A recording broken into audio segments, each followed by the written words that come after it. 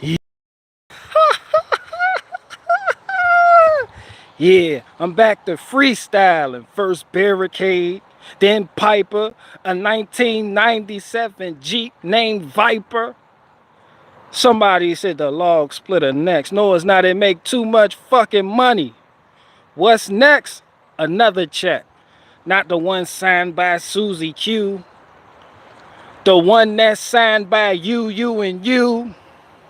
Yeah, yeah, yeah. Take that. Like P. Diddy said on that one track. Tupac said, yo, rewind that. Biggie Small said, I'm rapping over that. P. Diddy in the background talking about take that, take that. He said what? He said that check back.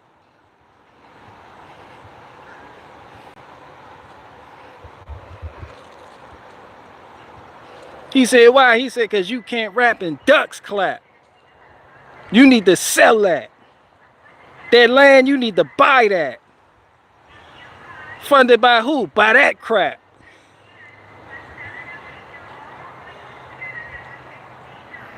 Hellgan nationalists, I don't even know who the fuck you are talking about. Come on, bro. You done came from a fuck. I've never even heard of you. Faith doesn't even know you. Lil Leg Day said she never seen you. Jessica, she said you smell like poop. And I believe that.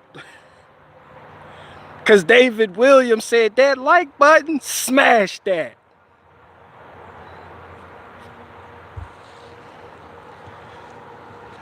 You lied but are still correct. Thank you. I'm just talking shit. Don't listen to me.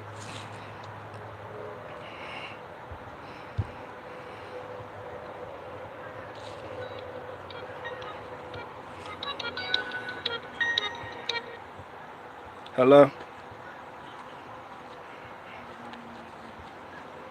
Yeah. Yep, been taken care of. Yep.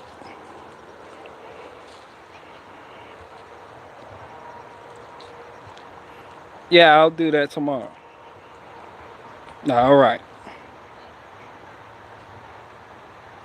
Yeah, anyway, getting back to the topic of the day. I'm gonna wait till 100 people get in here, then grab the K, then grab the spray.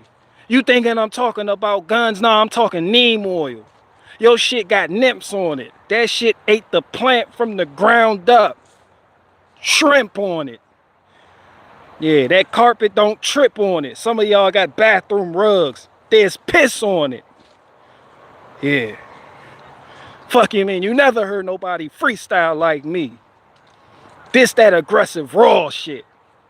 The shit I tried to help Anomaly achieve. But he can't. uh, uh, uh. Woodstack. 5 foot tall. 10 feet wide. Man, I'm gonna need more logs.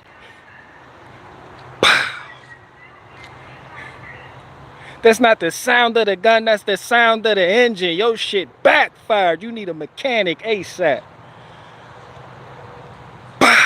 That's not the sound of the gun, that's the sound of your ankle rolling because you old as fuck. Yeah, yeah. Somewhere on Jupiter told me how the ankle roll sound when that shit swolled up. You need some gauze strips, some band-aids. You don't need a gun. You need a trip to CVS, Rite Aid. Bitch, you need Tums.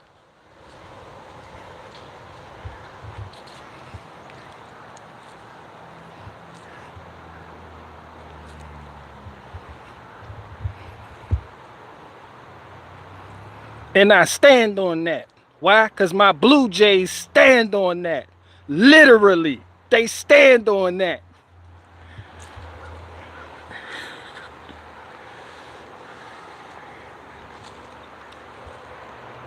Someday. Let me see if I can turn this around.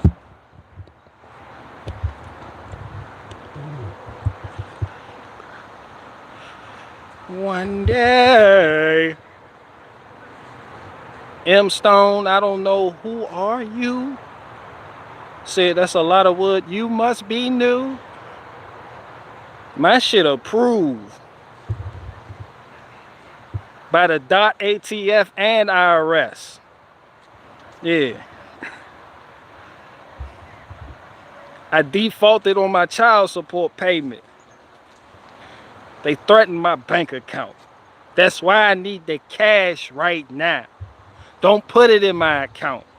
Put it in my hand. And from my hand, it goes in my pants. And when you finish that, join the OnlyFans. Pay a monthly fee so you can watch me cook for free. This shit is colossal. This shit epic.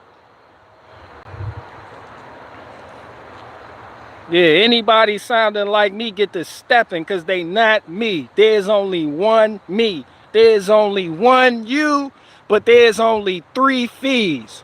And the first one is to sign up monthly. Buy my shit before I beat your ass with a nightstick. The one that's laced with kryptonite. The one that got authorized and signed by Darkwing Duck himself. Hit him with a hockey puck. This ain't Canada. That's not a maple leaf. But that's a fucking maple tree. Bars. Chinky Bear said that don't rhyme. But what Chinky Bear doesn't understand is I don't have time to rhyme. So my shit often doesn't rhyme. And I'll say the same word like rhyme. Bars. Fuck out of here. I spit that hot fire. So you have an OnlyFans now? I have an OnlyPants. I'm a chef. Get out of my pants. You wish I had an OnlyFans. So you can listen to me talk about what type of wood you can burn quick fast. That's the past. I'm on a new path. I believe in myself. Sold some things so I can improve myself. And once you improve yourself, you increase your wealth. Not the financial shit, I'm talking health. No Flintstone gummies was in my lunchbox. No Go-Gurt. No bologna mustard cheeses. But you got a chauffeur. You just a rich bitch criticizing me for having seasoned wood. This shit don't even make sense. Understood? Bars. Yo, let me hop on the track, son. Yo, I got bars for days. This shit hot. Don't tell Shapiro, boom, boom, boom, boom.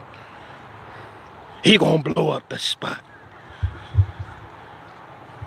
This Bernie bro representing the 1%, but I tell you the 1% is the problem, and that's that shit I meant. You go to New York, the price of Newports, 100s, that shit astronomical. I'm not your preacher, your pastor, or your father, so. Fuck you, him and them, and anybody else riding with you.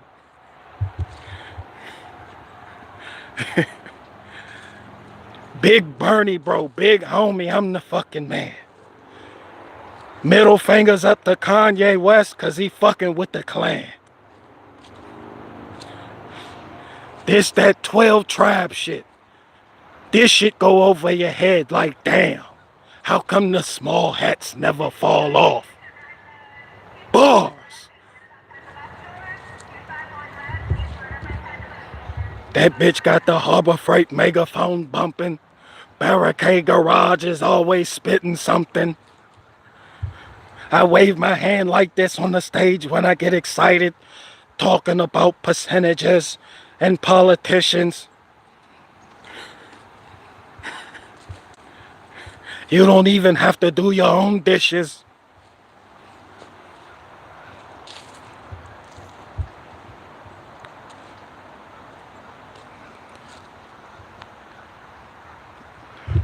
Man,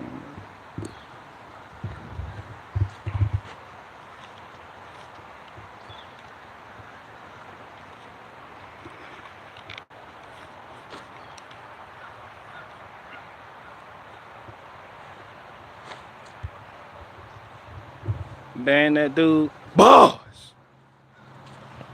I don't even know why you want me to ban that dude. I don't know that dude. But hopefully you do. Because if I ban that dude, then you gonna go out with him too. The price of cigarettes is too high to keep you two. We need money, more money. We gotta split that, divvy it up, roll it in a spliff and get that. Yo, that cash went out too fast. Give that back. I gotta wash this money. IRS on my ass. Yeah, spliff that. When the IRS wanna run shit, I tell them get back. You see the small hat on the head? This that click clack. Boss. Big Bernie, bro, aka Big 1%er. But watch out for the 1% in the world centers. Put a bag on your head. Everything I said, I meant that. Leave you on the side of the curb with your wig peeled back. Hog tied, roped up, your world in a haze. I just hope you pay your employees a livable wage. Boss. Let's talk about the marmalade people. The almost time for supper in New York.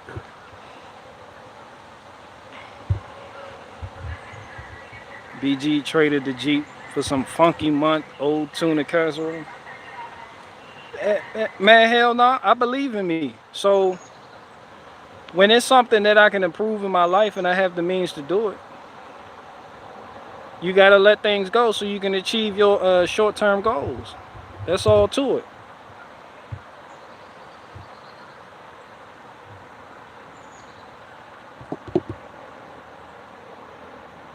Howdy, BG in chat. Yeah, baby Ozark in the building. BG, you could have got $3 grand for Piper. Nah, it went for what it was supposed to go for. See, just because you can doesn't mean you should. And when you got a good family coming up, somebody you could help out, man, that's the move. That's the way forward. Some of y'all in here right now, y'all complain about the price of shit and talking about, man, that shit don't make no fucking sense. But when you got the chance, when the shoe was on the other foot, you do the same shit that you be complaining about. I'm not selling nobody a Jeep with 310,000 miles on it for $3,000. Man, that's goofy. I'm a better person than that.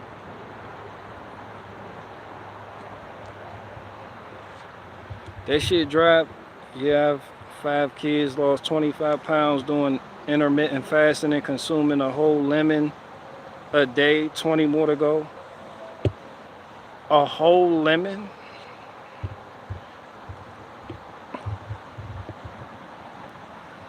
Icky Divvy on point.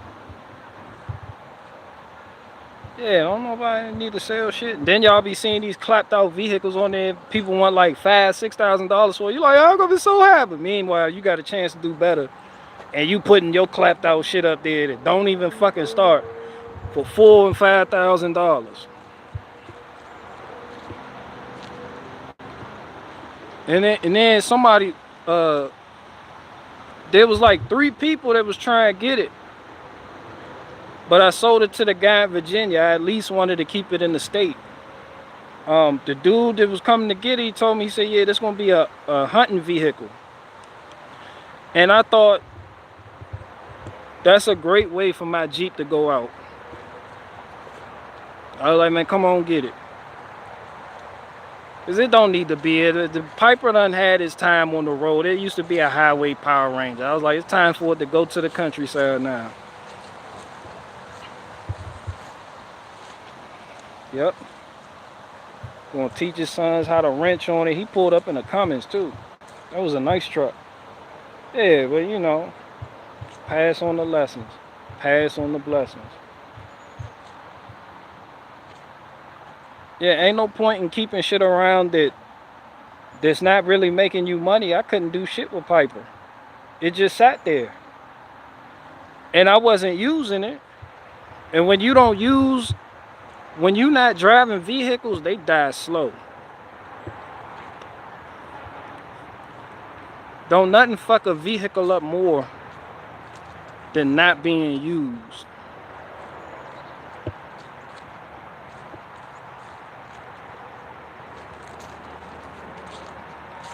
Talking tender, man, get the fuck, and you too, get the fuck away from me.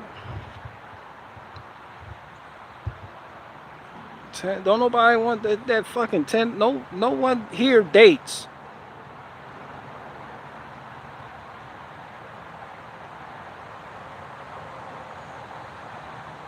Who the fuck here is dating somebody?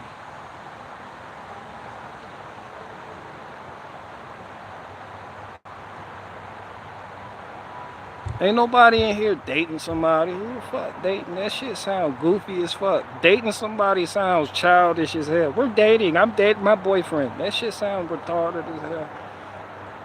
At Jessica, okay, I'll follow you. Y'all following each other. On what? Instagram? Fuck, you got a channel now, Jessica? I'm about to go over there and spam your comment section. How long did it take you to lose the weight? What the? Who lost weight? Icky Divi? Y'all having the most maternal discussion. I'm sitting over here giving you Bernie bars.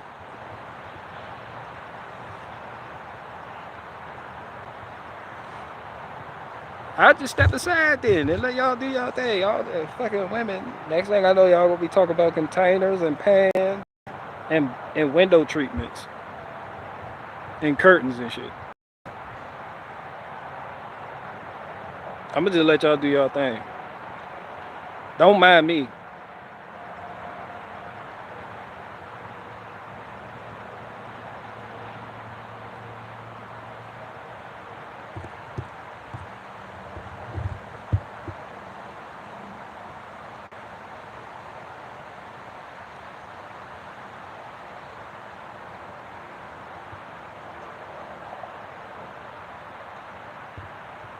Are steering wheel covers gay?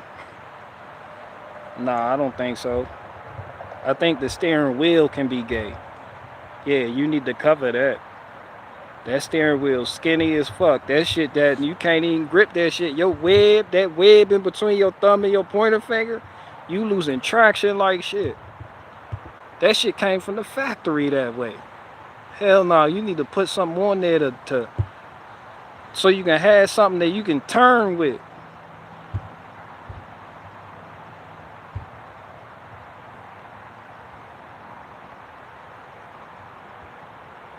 Yeah, I'm gonna step aside, let y'all do y'all thing. Hell yeah, I felt bad about selling my Jeep though. That shit fucked me up. All the memories I had in it, all the memories I had with it, y'all can go through this channel and see how well I took care of that Jeep. I did all the maintenance. That Jeep didn't even know what a mechanic was. I was the mechanic. I was the father. I was there. When it needed me, I was there.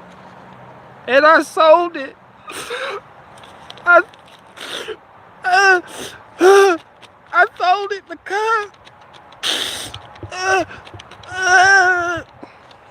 It's so hard to say goodbye to yesterday. Now I'm gonna get this skid steer. Enough of that shit. I've grieved. Time to go get a skid steer. I'm rich, bitch. When I get this skid steer, the opportunities that's gonna open up for me when I get this skid steer, I go get like 4 or 5 Jeeps. Who gives a fuck? Now I just gotta find one. But yeah, that shit was so sad. I'm so sad. BG, we are all bots. You're talking to software. Software make me feel good. You guys make me feel good. That shit sound goofy as fuck. Let me take that back. Don't remember me for saying that. You guys, it's pleasant to talk to some of you. Don't just... Harry Potter said, good luck finding one. I already found one for 3,000. They need a hydraulic hose. I got a guy at Cauliflower that's gonna size that shit up and can make that shit ASAP. Bro, this is Virginia. This is the great state of Virginia. You can find anything for cheap. I don't know where the fuck some of you are from. Some of y'all was walking at me for selling the Jeep for $1,500. I was like, nigga, that's what we do here. Hey, that right on keeping that. You come out here, you're gonna find the best of the best for cheap. And it stays that way because people like me, we know we got to pass that shit on. We can't take it with us. We get something better. You're not doing nothing with that. You might as well let it go. You gotta let it go to level up. It's somebody out there that needs to level up, but they can't because they have too much shit with them. You got too much baggage, son. Let that shit go. It's somebody watching me right now. They got some shitter bills that needs to start paying for shit. But you got a fucking Mustang sitting in the carport that you haven't driven in like 20 years.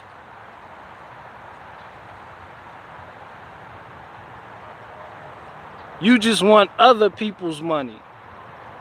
Nah, nigga, sell that fucking Mustang. Put some skin in the game. Believe in yourself. That's an investment. Not only is it an investment, it's the right thing to do for the right price. How you gonna expect somebody else to be good people when you're not willing to be good people? Yeah, you expect to get everything else for cheap. Oh, that's too fucking high. But when you got some bullshit you want to put, yeah, I want 30,000. And that shit ain't ran in 4 years. I'll be putting my location dot on Kentucky and Tennessee, and they in the fucking way out there. Tennessee all the way in the fucking way. Tennessee got prices like they the North.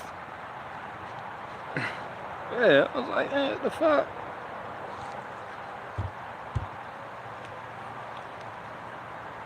Yeah, you gotta get rid of stuff. You gotta sell that. Let that go. Evolve, grow. That's how I got my lawn tractor. I had to sell the first thing when I first learned this lesson was my DJI Mini Mavic that I was using for my YouTube channel. And I was gonna start shooting like miniature movies and shit. I don't know what the fuck I was doing. It was real fun. I didn't want to let it go. Man, I let that shit go so I can get a $500 trailer. 5x8 utility trailer. So I can haul stuff with it. And man, since then it been up. Once stuff move, it's just like money. You keep it circulating. You gotta keep the equipment circulating too. Like if you see me with a new log splitter, I'm not gonna keep that. That's gone. Somebody else is gonna try and make a way for themselves just like how I did. They gonna be in need of a log splitter and they not gonna want to pay fucking $2,000 for it. Some people try to hold, but I did this to it, I did that. That shit don't fucking matter. Man, let that shit go. But it all boils down to having a plan for yourself. Once you have a plan for yourself and you know what direction you're headed and you know what you want to do, then what it is you're letting go, the proceeds from that you can put towards your goal. And you can fund yourself. That's some leadership to do. This is just basic leadership 101. That's some leadership to do.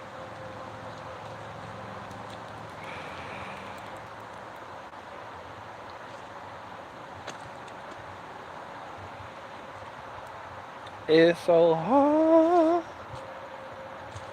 to say goodbye to yesterday. Ooh.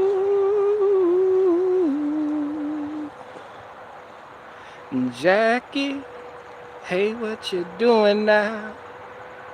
It seems like yesterday when we were hanging out.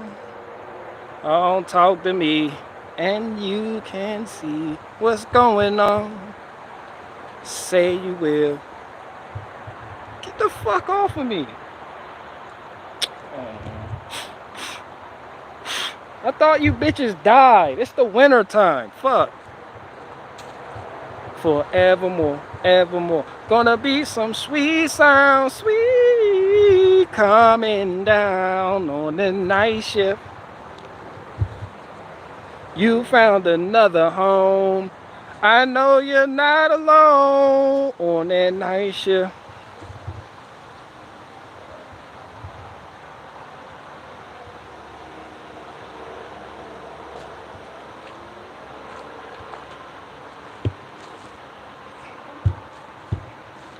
Hell yeah, my Jeep gonna be a hunting Jeep.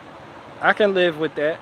I can live with knowing that my Jeep gonna be a hunting Jeep. That's better than sending it off with a fucking Tyler. You know Tyler, the one that's gonna buy it, clap it out, cut the exhaust out of it, cut the roof off, put big dumbass 42-inch tires on it, take it to Moab, Utah, rock climb with it, fuck it up, and then leave it rusting away in the backyard when he's done with it.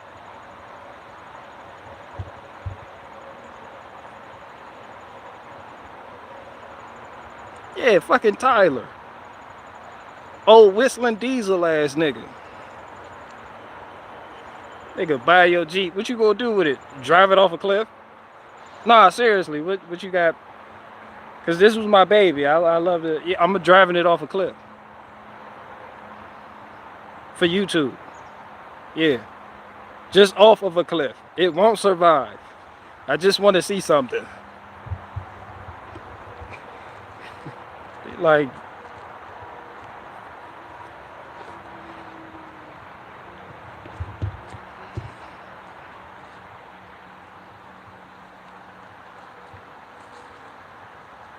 BG, we've got a bear meetup outside Farmville this weekend.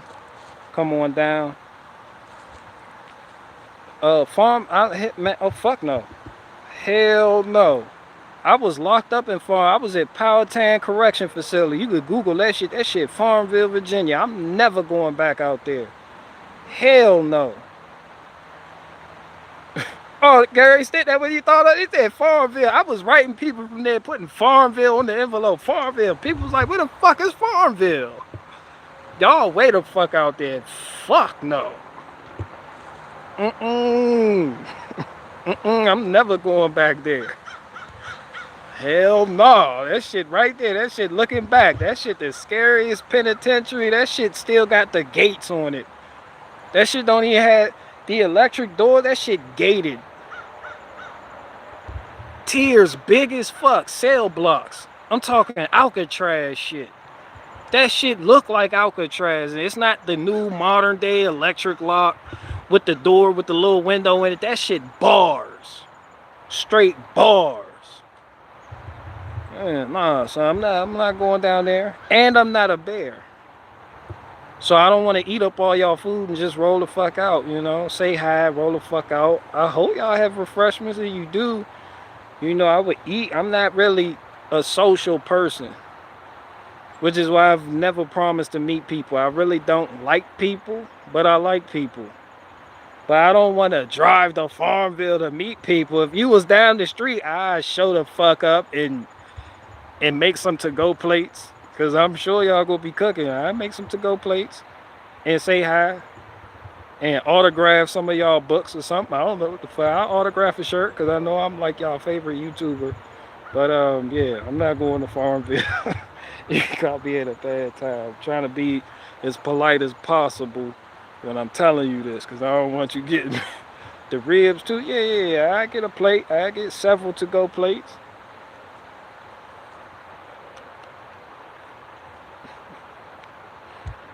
I'm snobbish with the ribs too. If the ribs ain't done right, I'm putting the plate back. Finger fucked over and everything. I'm putting that shit right back. Like, this shit, I take a bite out of it, put that shit right back. Like, oh, so this shit ain't where it's at. Yeah, I can't do that. Yeah, I'm not. Yeah, no more locked doors. I still remember the sound of them popping from the control center on the tier, 3 tiers. It was like 100 cells on the block. I was on the B side. Man, Man, when the CO in the booth, he pop all the doors on one T. That shit, that's what you hear. You hear the shit actuate.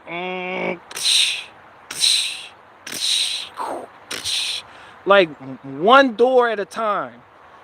That shit, wow, son. I still remember that shit. You standing at the bars, gripping the bars, at the gate, waiting for your door to pop open so you can rush to the shower, or you can hurry up and get to that phone. That shit took forever. Niggas try to get to the phone so they can call their people, and it's like 22 blood gang members got the phone locked down. You like, oh my god. It's like it's 100 blood niggas out there. Like, man, it's some bullshit here. BG suffering from PTSD for real? Hell no, that shit just not where it's at. Some of y'all suffering from y'all experience y'all have had in life. Some of y'all got y'all ass beat by y'all parents, and y'all still reliving that, which is why you've made an oath that you won't beat your kids. Can I say you're reliving your trauma? You have PTSD? Some of y'all jumpy as fuck. Somebody touch you on the shoulder. Ah! Yeah, PTSD. Y'all that had experiences. I respect your experience, but I don't respect undone ribs. I don't respect undone ribs.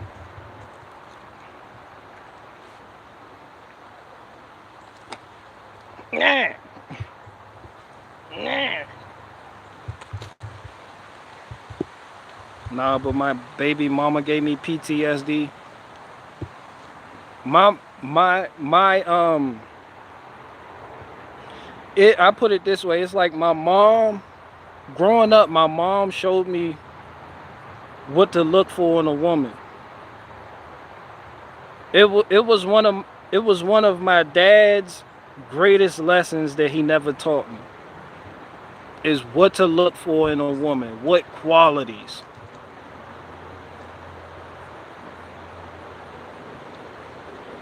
Bars. Bars. That shit was bars. Yeah, my mom taught me that. My dad taught me that. Just by being with my mom. And my baby moms taught me what not to look for in a, what undesirable. Put it this way.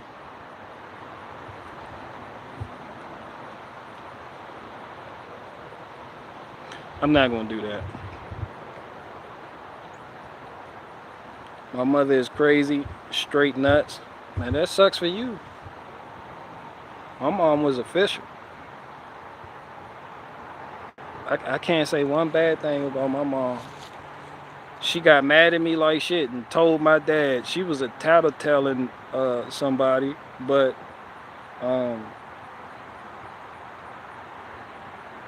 yeah, I learned to respect her.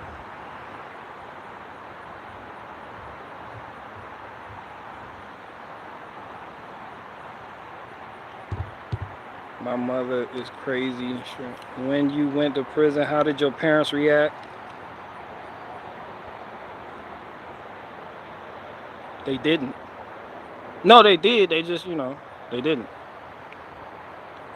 Growing up, when I was out there acting stupid and thinking I was doing something on the streets, they always told me, you get locked up, don't expect to see us. Because we taught you better than that. They meant that shit. They meant that shit.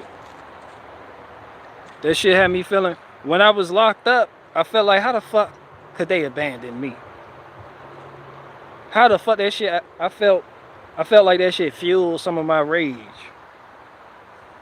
I was like, my people don't, I was looking at people go to the commissary on store day and leaving the window with big bags, just over the shoulder. My cellmate, his mom was putting like $200 and $300 on his books every month. I had a cellmate like that. Every time I had a cellmate like that, I also ate good. So I'm not complaining, but that shit made me jealous. I was like, where the fuck is my people? Where the fuck is my people? But sometimes it's good to take a time out and realize that you blew it. You were the one that you fucked things up. And that shit on you. Uh Not only does the world not owe you shit, but once you move out that house and your parents tell you what it is and you still wanna um act like you can have your cake and eat it too, you gotta pay the price for that. There's consequences to your actions as a man. That's man in 101. You can't always be there. You can't always be there to pick up the pieces and coddle and make them feel like it's okay when it's not. Nah, you got to go through this. You got to be tempered by the fire. This your path. Shit, you done had your time with us. Shit, we raised you. It ain't nothing more we can do. We gonna sit back and watch you. Well, we true to our word. We told you. But you still went on down there fucking around down there down yonder. Now look where you at. Wanting somebody to send you some money. So, yeah, I had to come face to face with my own demons. And I was my demon. I was Satan. I was my own adversary. I was my most formidable adversary that I had to overcome.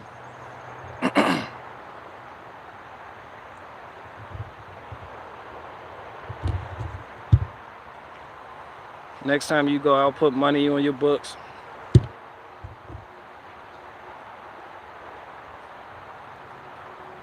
All of you gonna be putting money on my books.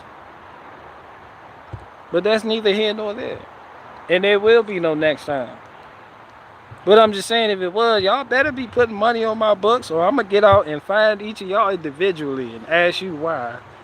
I'm not gonna do nothing to you. I'm gonna just catch you at the gas station. Like, yo, why you ain't, I just got out, right?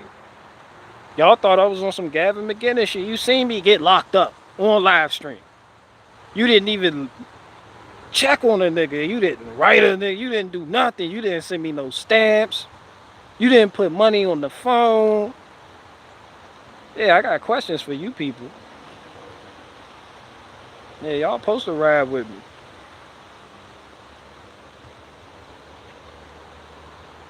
I give you 50 cents. But yeah, that shit make you mad when you see other people get stuff that you not getting. And then you start looking at the other people's family dynamic. Like my cellmate, Frenchie Bear.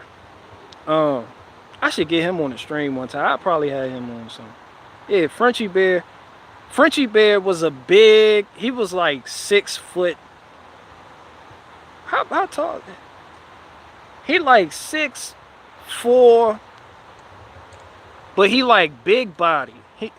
He like 6'4" something. Oh, and I remember when they moved him in my cell. The Bloods in the tier below me found out that he doesn't gangbang, because typically what they do is they put you in a cell with your own. If you a Crip, they don't just put you in a cell with some random nigga. Nah, you going in there with another Crip or somebody that doesn't bang at all. So yeah, they found out he wasn't shit. So they started plotting on him. They were gonna go in there and take his TV. But the thing is, when you let somebody in your house, that was considered like my house. When you let somebody outside your house come in your house and steal something, even if it doesn't belong to you, it makes you look bad. It makes you look weak. So if I had let that happen, or if I had co-signed on them doing that, I'd have been shark meat.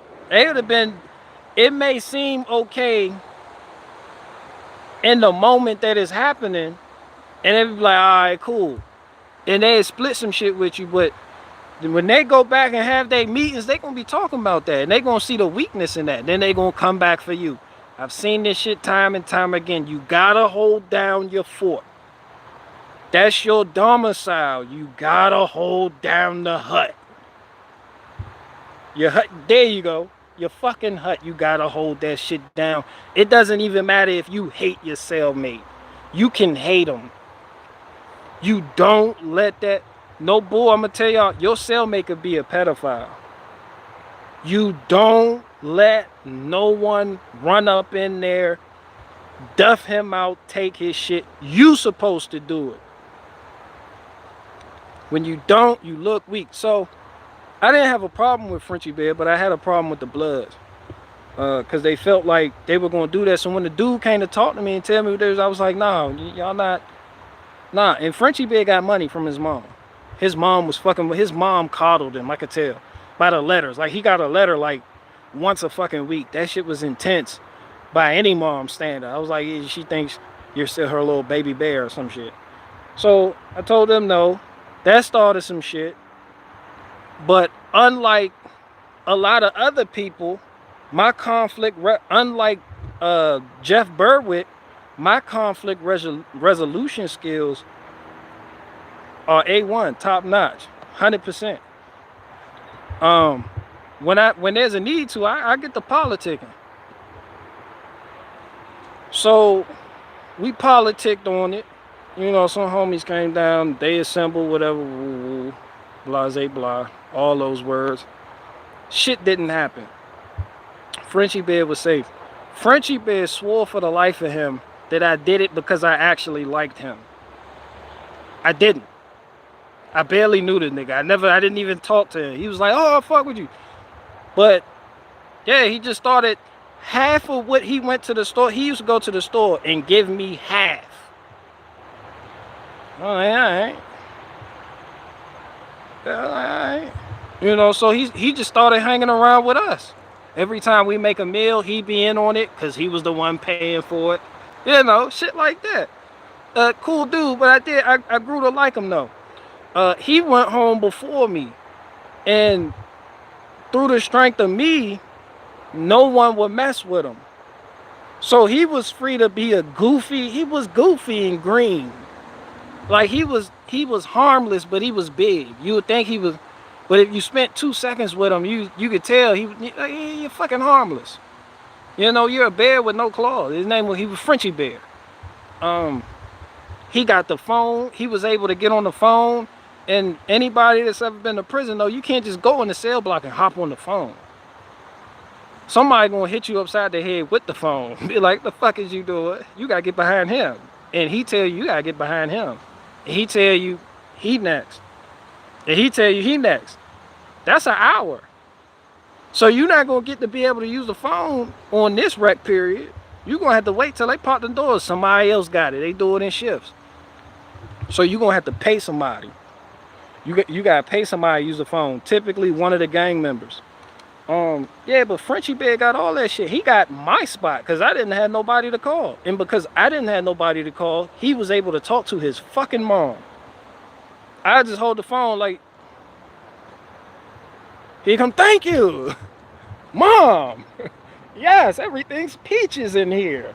And I'm looking, I'm like, I'm going hard in the paint so he don't fucking have to. But it was a nice, some would say it was friendly extortion. I don't feel like that. I feel like it was, you know, he was grateful that he landed and, you know, and we were nice. I was nice. This was when I was off the stupid shit. I was just chilling. But, yeah, he got a lot of stuff. And I remember feeling jealous about that. Like, damn, how come my people don't look out for me the way his mom look out for him? But he grew up different. He grew up different, and it showed in his actions and in his behavior.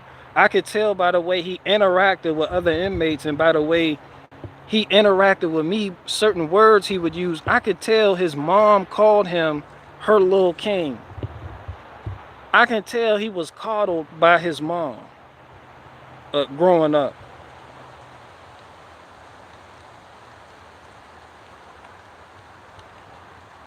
So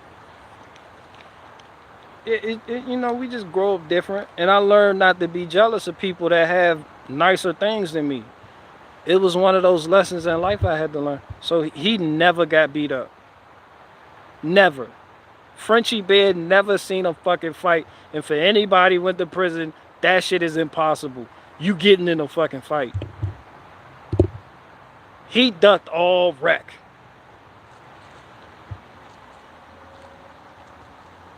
He ducked all wreck. The scared as he was in prison was on the day he was getting released because he needed a ride to, I forgot what the fuck happened, but his people couldn't come pick him up on that day. So it was this blood that was getting out on the same day, and he agreed. I talked to him. I talked to the blood nigga. He was, he was real cool people. I talked to him. He was like, yeah, I'll give Frenchie Bear a ride home. Not a ride home, but a ride to the station. And I told Frenchie Bear, I'm like, yo, he said he got you. You good. And he looking, he's shaking on the bed and shit, farting all throughout the night. I'm like, yo, he up there. I'm like, yo, you good, son? He was like, I'm nervous. I said, why the fuck are you nervous? He said, because I'm going home tomorrow. And what if the blood tries to rob me? I was like, man, you good. Like, he good. He cool people. Like, you don't, but you stop being so fucking soft. Just, that's what niggas do when they getting ready to go home. They fart all night. Nervous, got bad gas, all that shit. I'm sitting down there, hold my fucking nose, cutting up the fucking TV. It was his TV. He was leaving me his TV. I'm like, yo, you got to either wake up or shut the fuck up or not go home. Cause you just the biggest, funkiest nigga I've ever known. Look at that big koala bear ass bitch right there.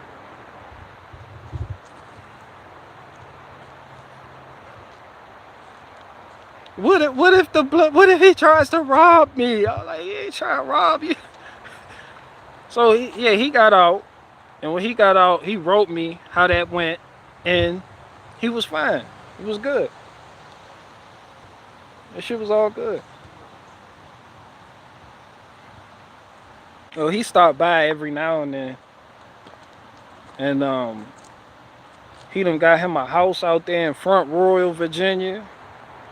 Got him a wife, kids now. He said he was throwing a barbecue before the winter. So, yeah, we still talk. That was one of the coolest cellmates I ever had. But, yeah, old Frenchie Bear.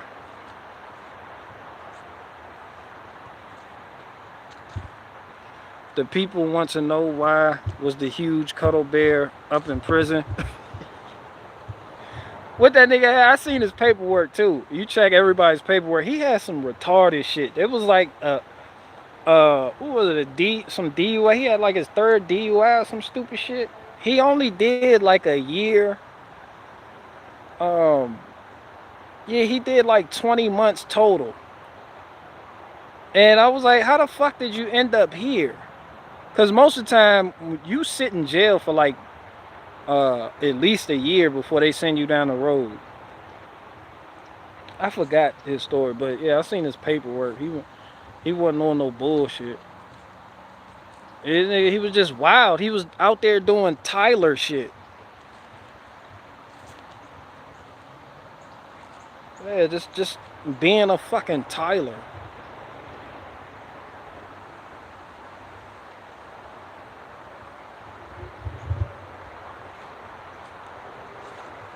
Where Dickie Richards been? Good evening. This is Dickie Richards. That's the voice I use when I be in skit format sometimes. When I just be talking. Honey, that's him. Honey, we're moving to the Ozarks. Pack the kids' lunch.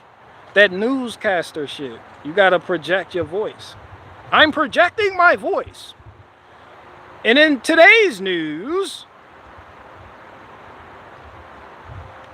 Barricade Garage won't stop freestyling. He claims he's better than Anomaly.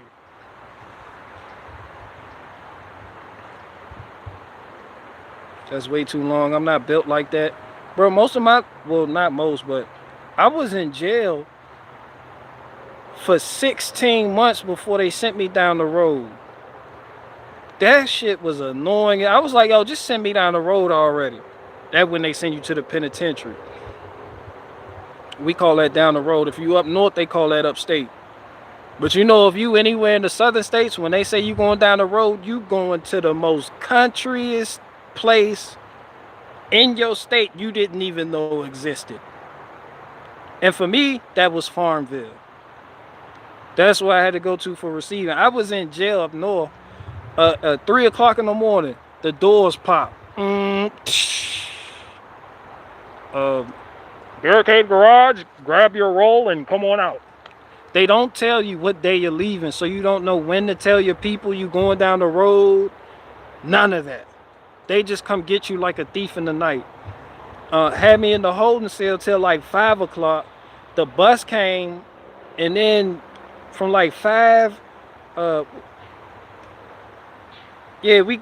got the Powhatan at like 7:30 in the morning. So I was on the road for some shit.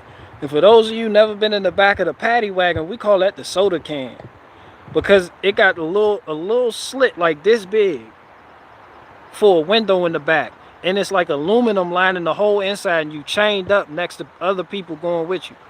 It was like 6 of us back there, and we just ride and just chain the fuck up, and I can't see shit out the window. We just ride. I feel like I'm being kidnapped for real. I don't know where the fuck I am. I don't know what route they took to get there. I don't know nothing. I'm tired as fuck. So we get the Powhatan. They come out like they do in the movies. The lieutenant, the major, not the what's the nigga? The big wigs come out. They greet you, talk their shit to you while you line the fuck up. They tell you this is their house, all that bullshit, but it's really not. Gangs run that shit. They don't run shit. They'll just beat the fuck out of you. Okay, they run shit. Obviously, gang. I'm saying you can't escape, but yeah, they're not who you gotta worry about. But they gonna bark at you. They like, we run it. They got the hats. We run it. This is our house. You will do as we tell you to do, and if not, there will be consequences. So they take, for the new inmates they got here, they gonna take you in over here in this wing so you can cut your hair. If you refuse to cut your hair, if you got dreadlocks, cornrows, they don't give a fuck. And your shit like over 2 inches long, you gotta cut that shit. They got a barber waiting there for you. The barber was talking, what you gonna do, young blood? I was like, where you from? He's like, I'm from D. I knew the nigga from DC some fucking where. So, yeah, the barber, they gonna cut your shit. If you refuse, they gonna keep you in solitary confinement. Some people decided to keep their hair and stay in solitary confinement, but not for religious reasons, just because they were scared as fuck and didn't want to go to general populations. We call that checking in. That's when you don't want to face the music, so you do some stupid shit and you get sent to the hole, where you can be by your fucking self and don't have to worry about no one stabbing you up, jumping you, taking your commissary. You can read your books in peace, shit like that. But you don't get phone calls every fucking day. You don't get to go outside every day. You on 23-1. You in a cell 23 hours out the day, and you can only come out 1 hour. It's 23-1. Lock up, son. And part of that hour is taking a shower. They got a mobile shower. They'll bring it to your fucking cell. So anyway, that's what a lot of child molesters do. And rapists and people like that. They'll do shit like, when they first get there, like a child molester, if he got any type of heart, he might take off on the first person he see. Like the nigga on the phone not paying attention. Child molester go in there, pow, pop off on him. The COs come in after a while. They lock him up, take him to the hole. He's like, yes. He doesn't have to worry about no one asking for his paperwork. No one asking why he's in there. No gangs running down on him, trying to extort him. Yeah, a mobile shower. So that's what a lot of people do.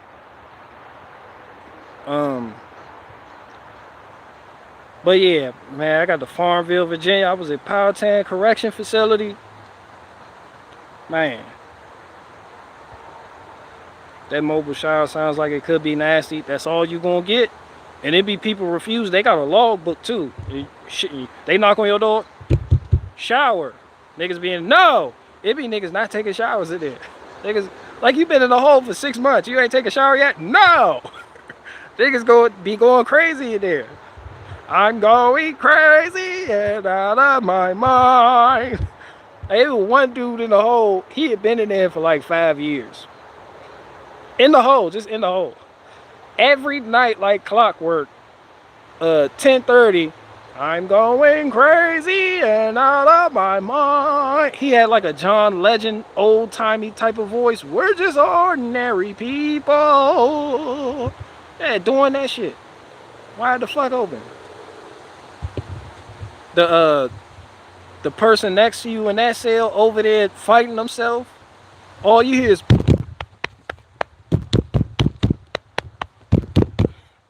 what the fuck are you in there doing? You either in there fighting yourself or playing with yourself. The nigga in the cell on that side of you, he ordering all the fucking lotion on commissary that they ran out. They substituted with a summer sausage because he want to be in there playing with himself. They'll substitute shit because you got to have your order form filled out, bubbled up, and turned in by Tuesday, store date on Thursday. They not gonna come back and tell you, hey, we don't have no more Jergens lotion. You just gonna be going through your bag because they bring it to you. You gonna be going through your bag and there's a fucking summer sausage in there. You like, why the fuck is there a hot pickle in here? It's like where the nigga next to you ordered all the lotion. It's like, damn it. So it's like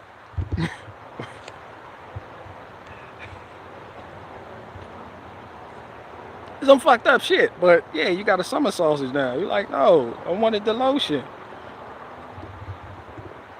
Yeah, you get that Jergens lotion, the Jergens joint. Niggas done already bought, niggas be buying, they put a cap on shit now. Yeah, there's a cap on, you can't just go in there buying up everything. They cap, and it's on the sheet when you fill out the form for your commissary. They tell you noodles, the ramen noodles, how many you can get on one store day. They cap it off at like 10 now, because Bama's was buying like hundreds of them. But they put a limit on the level 5 on Sussex 1, you can only spend I believe $60 at the store anyway, period, for anybody. Like you couldn't spend over $60, and that shit coming from Augusta, a level 3, that shit fucked me up. Not because I was buying shit, no, because I was extorting people. And I was getting all my income like that, and they put a cap on they shit. That shit fucked up my shit. I was like, damn, where the fuck are my chips? It was like I could only get like 5 of them. I'm like, no. What the fuck is this? Whose manager I gotta talk?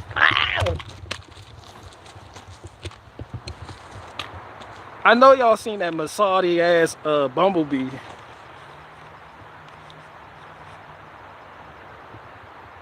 Y'all just seen me get beat up. Don't tell nobody. I know that was Mustard that said that shit. Yeah, I was like, what my chips at? They're like, yeah, we can only get 5. I'm like, oh, what the fuck?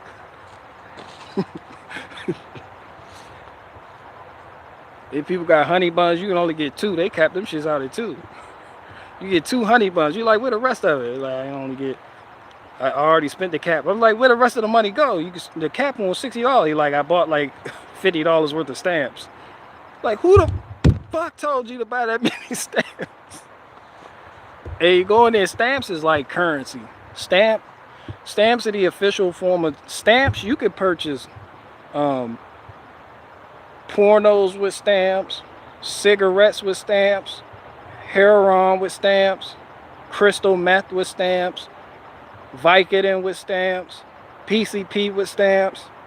You could purchase Suboxone with stamps, chips with stamps, honey buns, noodles, pretty much anything. Cigarettes, cigarellos, zigzag. Niggas had Garcia Vegas in there.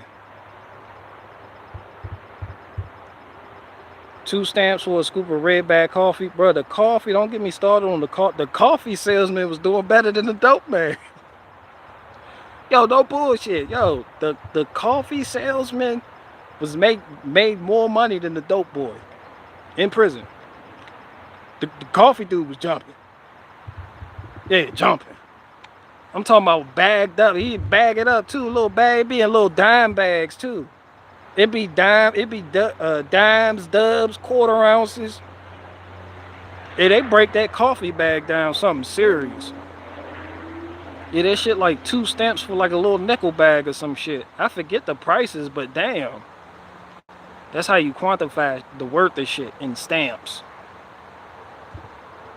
Yeah, that coffee, man. That's how. If you needed to make some quick money, buy a bag of coffee, break it down, put it in the bag, and sell it. And you'll profit like $30 on a bag of coffee. The only thing is though, it depends on who controls that trade. Like who's doing that. Anybody just can't sell coffee. It's real, and I feel like it would kind of be this way if there were no government. I honestly do. Looking back at it, there's certain the CEOs don't fucking help you with this shit. You gotta learn this shit for your fucking self. All they gonna do is beat you, let the dog bite you, and they come to take you and put you in solitary confinement. The rest is on you. So you hear about people selling bags of coffee, so you think to yourself, oh, I'm gonna go get a bag of coffee next time I go to commissary. And you start selling coffee. Yeah, and next thing you know, you waking up in the fucking infirmary some fucking way. You done got 2 black eyes, your people wanna know what's wrong with you. Yeah, everything ain't for everybody. It's not what you do, it's how you do it. Why the fuck am I talking about this? With orange peels, something.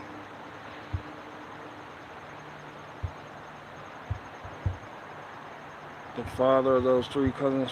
I used to buy things that could be broken down and sold for my uncle, who was the father of those 3 cousins from the commissary. Yeah, some people know how to maneuver and not get into any trouble, but a lot of people run into trouble. Because the first thing a lot of people do when they run out of money is they store box.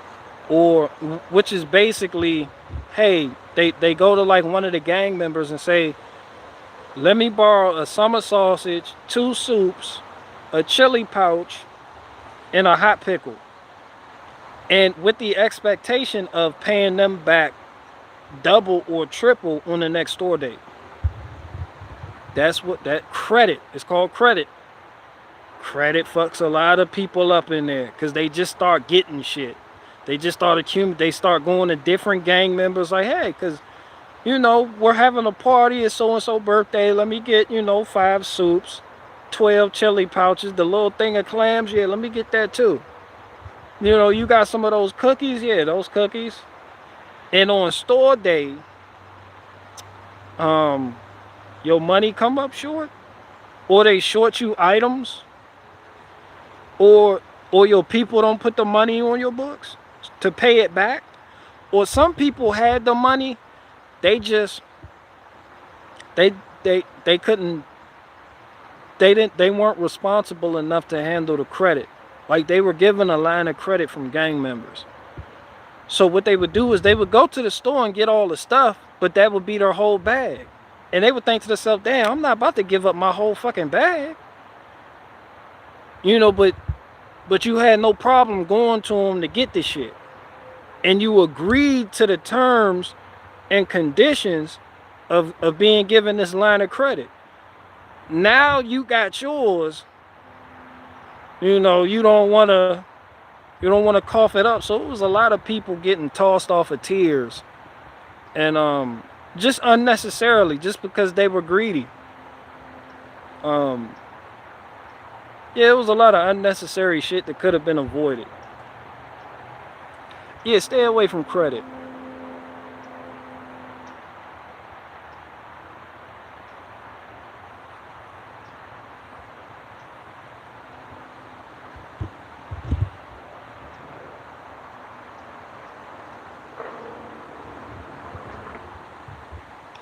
You should write a book about your experiences in prison. We buy it at Ace Hardware.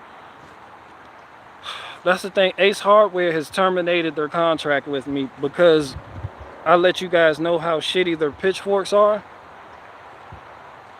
The good news is Joanne Fabric decided to pick me up, but that's nothing to write home about. You're like, yeah, you can buy my book. Like, where can I get it at? Borders? Like, Borders out of business, ain't it? They be like, I can go pick it up at Walmart. You're like, no. Costco? Where can I buy your book? Nigga, you ever been to Joanne Fabric? Yeah, the arts and crafts joint. The arts and crafts joint. Yeah, you go there and pick it up. They the only people willing to work with me right now. Fucking Joanne Fabric. Yeah, the place where all the middle-aged white women go. You can see it. My book is in there. It's in there. Support me.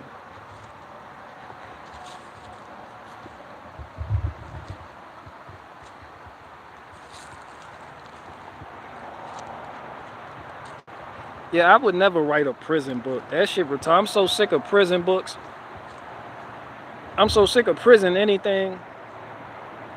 The only reason I'm talking about this shit is I don't even know why.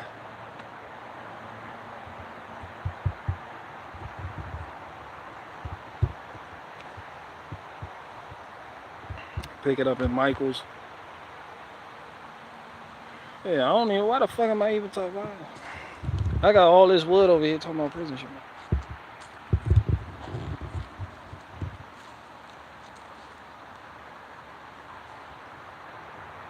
Hold on, Devian B. Hold on, don't be out. What type of shit you on? Did you donate yet? Nigga, to my skid steer fund? Oh yeah, somebody brought up Farmville. That's what got me started. Who brought up Farmville? Yeah, y'all get out. It was a bear. It was a Humboldt bear or some shit like that. Yeah, get out, because you just brought back, you inspired this whole rant. Got me reliving the past.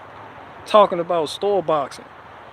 Bro, ain't nothing worse. And y'all feel bad for the person who store boxing got the line of credit and then get beat up by gang members. Do you know what gang members have to go through? Your reputation is on the line. I had somebody try that shit with me. They done went and got a whole bunch of shit from me. And was supposed to pay it back. I gave them 2 store days to pay it back. Word get out quick.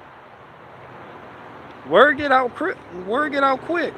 So then when you see somebody playing poker on the fucking table in the rec room and they putting up shit that's supposed to go to you, you got to do something about that. That's a level of stress on you. I feel bad for him. The person that got to whoop his ass. I don't feel bad for the person that got his ass whooped. That's why people were getting thrown off of tiers. You know how tall a tier is, nigga? That shit like 15 feet. Niggas was throwing niggas off the rails. Like, nigga, where my money? I don't have your money. Nigga, right there. Grrr. The fuck off the tier then. Hey, niggas was chucking people off tiers.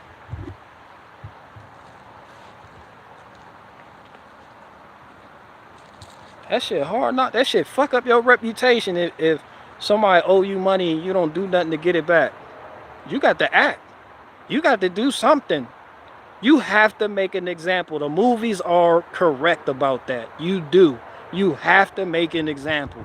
You can't let somebody just owe you money. You can't.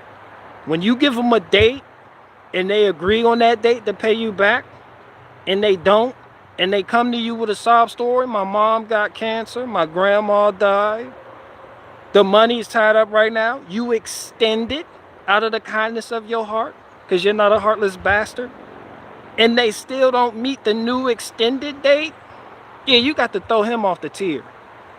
Yeah, fuck your mama, fuck your grandma. Nigga, I need my money. I don't live out there with them. We are in here. This is our world now, and you will get thrown off a fucking tier if you don't have my fucking money.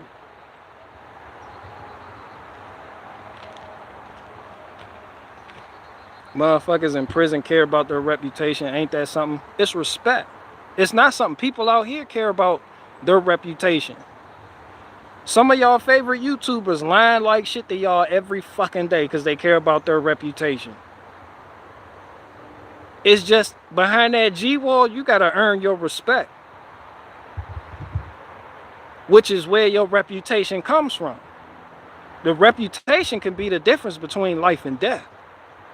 Between somebody trying you and not, it's much more crucial in there. You damn right people care about respect.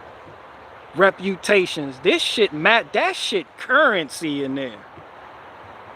The level of respect I got from people on my tier and my cell block, and my reputation preceded me so much so to the point that my cellmate, who was soft as warm butter,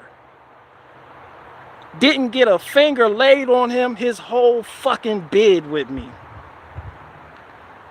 No gang members tried to run up on him. Nobody ever tried to extort him, friendly or otherwise. He was allowed to use the phone. That's reputation. That's respect. That's respect. That shit life and death. Yeah, respect and my reputation, of course, that's the difference between life and death, like I said. From the time I left Augusta for getting that aggravated assault on that Aryan Brotherhood nigga that killed himself, to the time I got to Sussex 1, when I went in the Wiccan program and told every Crip there to their face, if you get in a fight or if you get in some shit, you on your own. That's it for me. I'm riding this shit out and going home. And them niggas looking back like, say less, you good. Cause my reputation. That shit everything. No, who said that? Don't you ever say reputation. Yo, niggas, if your reputation ain't shit, you will get no respect. I don't give a fuck who you are. Gang member, civilian, cult leader. It doesn't fucking matter. You will get zero respect. 5'3" dude. You damn right 5'3" dudes get respect. You'll be surprised who gets respect because certain people are willing to go places that other people aren't. That's how it is in life in general. So you'll have somebody 5'3". He don't even have to be gang affiliated. I knew a nigga like this, Red Eye. This nigga from Portsmouth, Virginia. He was like 5. He was short as fuck. I don't know how tall he was. Little stocky motherfucker. But yeah, no one fucked with him because he was willing to go there. And the people that were fucking with him weren't willing to go there. He got respect because he had reputations that preceded him from other penitentiaries. So niggas that was at Greensville, people that was at Nottoway, people that was over there at Sussex 4, or people coming down from Wallens Ridge, people from King Mountain, all these people heard about him. His reputation, no one fucked with him. He was one of the shortest niggas on the block, but people knew, don't mess with him. Unless you're willing to die. Most people aren't. Most people aren't. And he was one of the nicest people you'll ever fucking meet. But he meant fucking business. He'll stab you. You'll die fucking with him. I know all those areas. Yeah, you'll die fucking with him.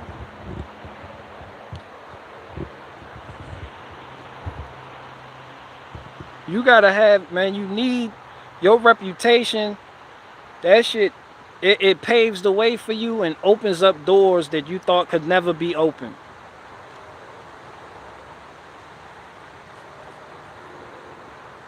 Yeah, people in prison care about their reputation. Some people out here, they don't give a fuck. They don't care. They have no standards for themselves. They just anything. But yeah, you go in there, you gotta have your shit together. That's the difference between somebody messing with you and somebody not messing with you. Somebody gonna mess with you. Ain't no such thing as going to prison and not fighting nobody, neither. It's somebody listening to me is about to get locked up in the next couple months.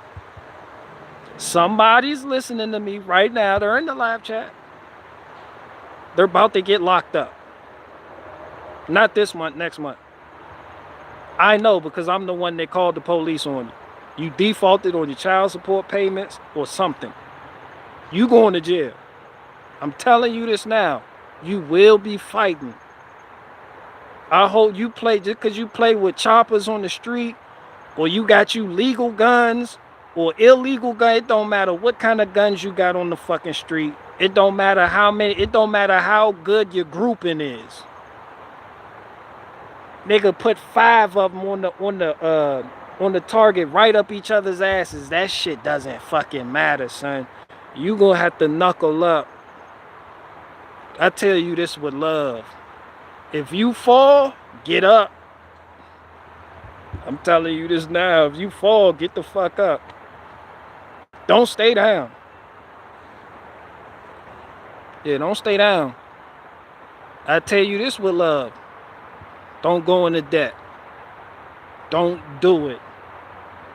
I tell you this with love. Stay away from faggots. That shit crucial. People think, well, who wouldn't do that? No, I'm gonna tell y'all something. Because when you go downstate, when you go up north, go up top, or when you go down the road, a lot of people default to their neighborhood. You'll meet somebody in there that's from the same area you are. You may have a cousin. You may know. You may share a common cousin or some shit. They done probably went to the same stores you went to, know the same blocks you know, do the same things you do. But if they are gay, stay away. I don't give a fuck if they your cousin. Stay away from punks. 1, they always get you into some shit. 2, that leaves a lot of room for shit to get misconstrued. Shit gets lost in translation real quick. 3, that's not a good look. That shit hurts your reputation, and your reputation is everything. As soon as you hit a new yard, people will be like, "Oh, that's so and so. Yeah, he be hanging with punks. He be hanging with boys. Yeah, he be playing with faggots. Yeah, they niggas talking. The nigga that's you. He talking about you. Stay away. Stay the fuck away. Do not play poker. Do not. Stay away. Don't play Uno if they putting up honey buns on it. Do not gamble. I don't know what's what. Gambling has got to be the #1 cause of death in prison. And when you have a lot of time on your hands, you're tempted to do it. You're tempted to do it. You may get away for a couple years doing that shit and think you big dog, but you're going to come across one person who may lose everything and you just talking shit. You know how people get comfortable. You get comfortable with people. You sitting there playing. You like, yeah, run that shit. Give me that shit. He doesn't like that shit. He's like, yo, let me at least have a chance to earn it back. You gonna be in that shit. Like, let me earn it back. You like, nah, this shit, we done been there, done that. This mine. Yo, okay. When them doors get to popping, be ready. Be ready. Don't turn your back on that nigga. And you didn't give him a chance to get his money back.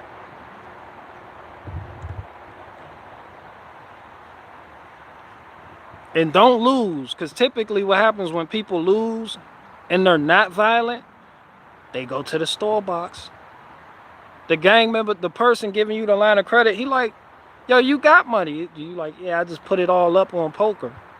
While I was gambling. Let me hold some chili pouches, some soups, some ramen noodles, all that shit.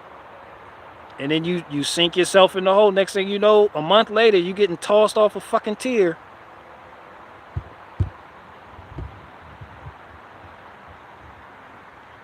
The game is rigged. I cheated so much in cards. In there, I can't play cards out here without cheating. Bro, it's some people, it be new people going to the table. They don't win. It doesn't matter. They got a good hand. You don't win. Your shit gone the minute you present it. They like, oh yeah, that's mine anyway. Yo, that shit it's real nasty, son. Like, there's no one there to protect you. There's no mommy, no daddy. There's none of that shit.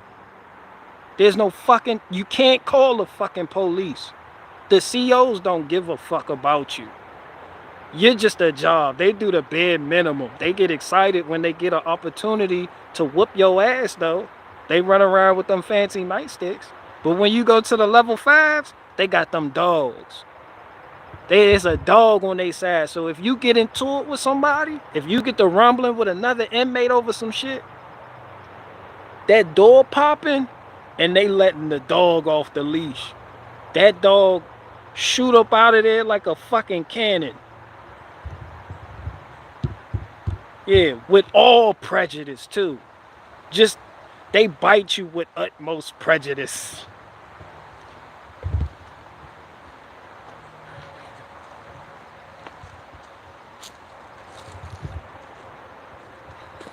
They bite, bro, it's a fur missile. They gonna bite you with extreme prejudice. They hate you. They bite you like they hate you. I've seen it.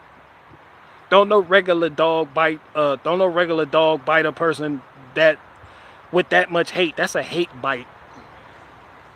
That's a hate bite. You heard a hate crime, that's a hate bite. They bite the fuck. They train them to hate you and only you. They can't wait for the day they get to bite your ass. They bite you and don't let go. And then all the dogs weigh some shit. They not letting Pomeranians go. Ain't no Jack Russell Terriers. It's Cane Corsos, Caucasian Shepherds, Rottweilers, Kangles. Yeah, they not the big fluffy Saint Bernards neither, nigga. It's aggressive dogs. You got a Cane Corso coming in hot. That shit mean business. It wants to hate bite you. They charge the bite. They charge it. That's a charged bite. It was one retarded nigga upstairs at Sussex 1. When I was on the re-entry cell block, he fought the dog. They gave that nigga a charge like he fought the officer.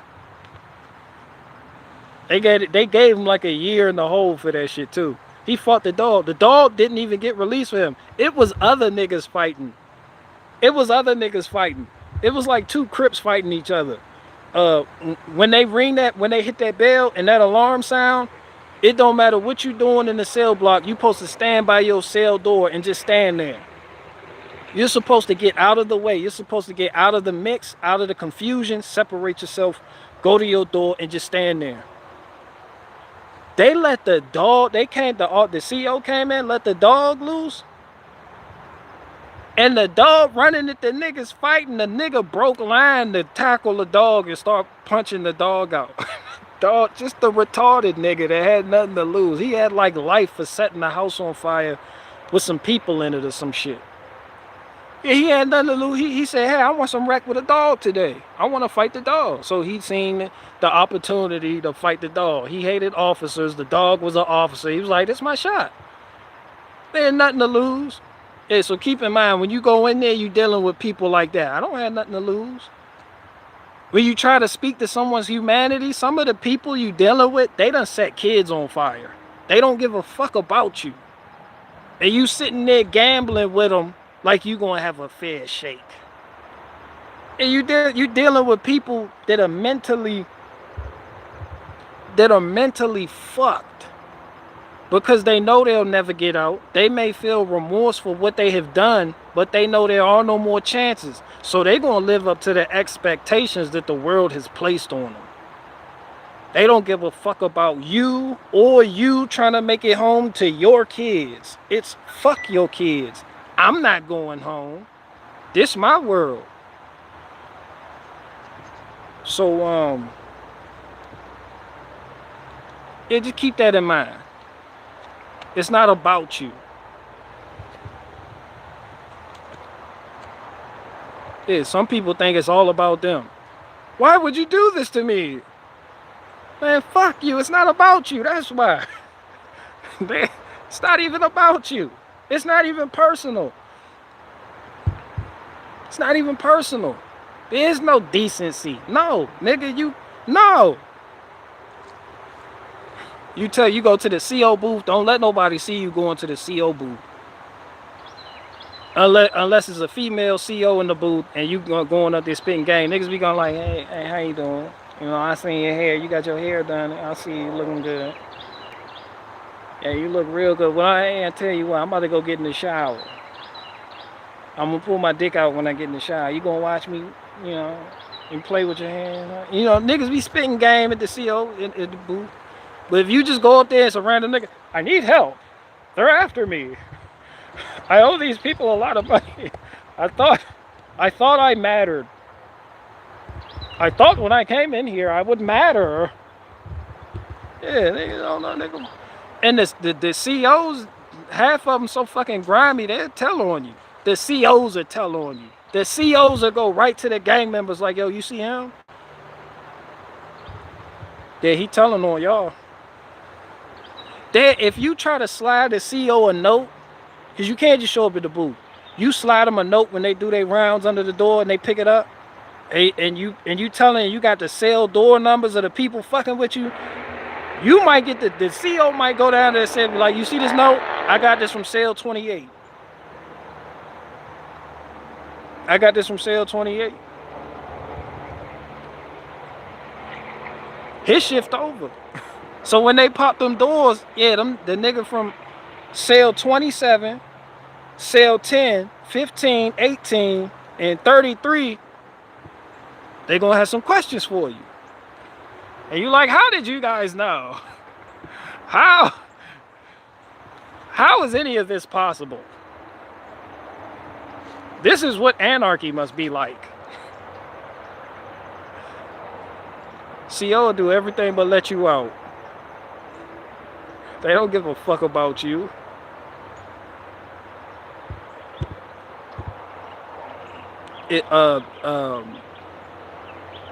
Yeah, so before you go in there thinking you're gonna tell on people that fuck with you, the best thing you could do is punch somebody in the face.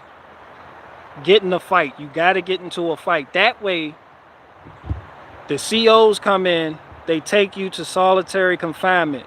And every 30 days, you gotta punch the CO. Cause when they let you out, they're gonna be like, we letting you out. We can't keep you back here. You gotta punch somebody else so you can stay back there. That's what people were doing that ran up a whole bunch of debt. They would stab people to get out of paying debt. They would just stab like a random person, like nobody, just talking to his grandma. Hey, grandma, oh, fuck. Grandma, let me call you back. I'm about to die. I love you too, grandma. No, this nigga stabbed me. I think I'll be all right. I need help. My lungs about to collapse. They'll stab you so they don't have to pay gang members. No bullshit. Y'all think I'm bull. And then you sitting there like, why me? Why me? I don't know nobody. I didn't do nothing. But you're done. So they can get out of paying their debt. They rather stab you than have like 10, 12 Crips or Bloods run down on them and start stabbing them. It's either you or them. It's always you or them. I don't give a fuck who you are. It's you or them. You're not innocent. The world doesn't revolve around you. You're not important. No one gives a fuck about your grandma. They really don't. I have to stab you because if I don't stab you, The COs are going to keep me on this cell block where I owe the Crip gang $3,000. I don't have $3,000. I do not want to stab you, but if you have a better way of me getting out of this, I want to hear it. I need help. Anything?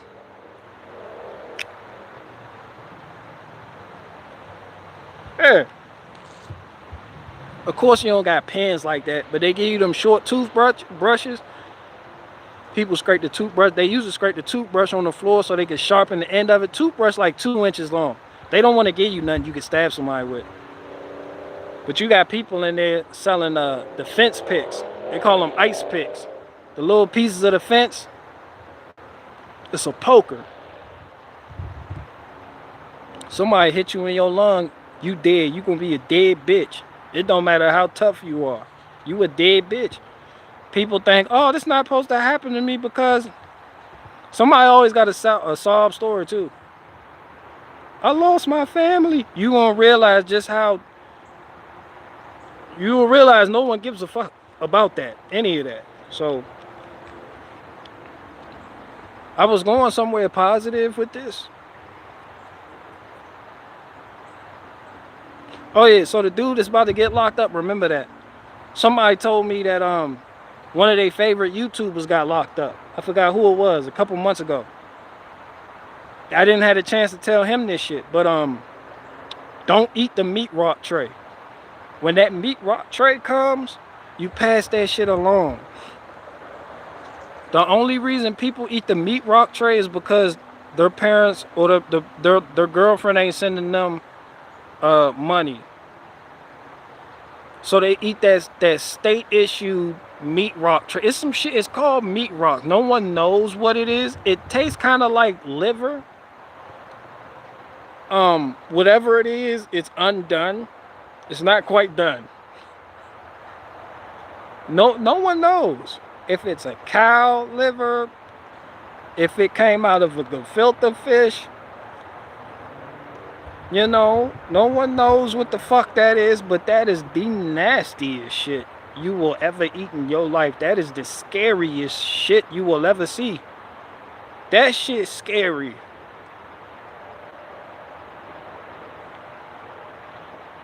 That shit's scary. That's the scariest noise you'll ever hear. That meat rock tray being set down on the table. You ever heard something go bump in the night? What the fuck was that? Yeah, that meat rock tray scarier than that shit. That shit hurt my heart. I'd be like, it's impossible that they would give this to us Monday, Wednesday, and Friday. I was important. Why would they give this to us on Monday, Wednesday, and Friday? Just the sheer amount of times a week we got that shit.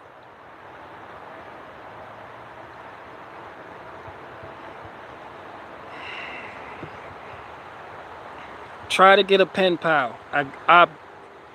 There's a 70% chance that your girlfriend or whoever you got on the street is not going to ride with you if you're doing more than 5 years. If you want these niggas to get 15 years, that relationship out the fucking window. At that point, you might as well let her go. Be like, just go on, do your thing. Just every now and then, though, think of me and send me a couple dollars. That's all I'm saying. Just send me a couple dollars. I'm not even gonna hold you back like this. This fucked up. And just send me a couple dollars every now and then. Cause she not waiting for you. She's not. Go get you a pen pal. It was niggas in there doing 1 week in jail. The girl rolled out. What happened? She left me. She fucking left me. She's already fucking my best friend. I can't fucking believe it. I'm like, you know how much happens in 1 week? You know how fast the world moves? Like just in 1 week. Yeah, imagine 2 months. Imagine 2 years. 5 years, 15 years. And she not waiting on you. Her eggs dried the fuck up. Yo, girl, you got 15 years. Her eggs gonna be dried the fuck up. Her biological clock running. She can't put that on hold to do time with you. Let her go. You gotta let her go. You gotta be the bigger person and let her go and get a pen pal.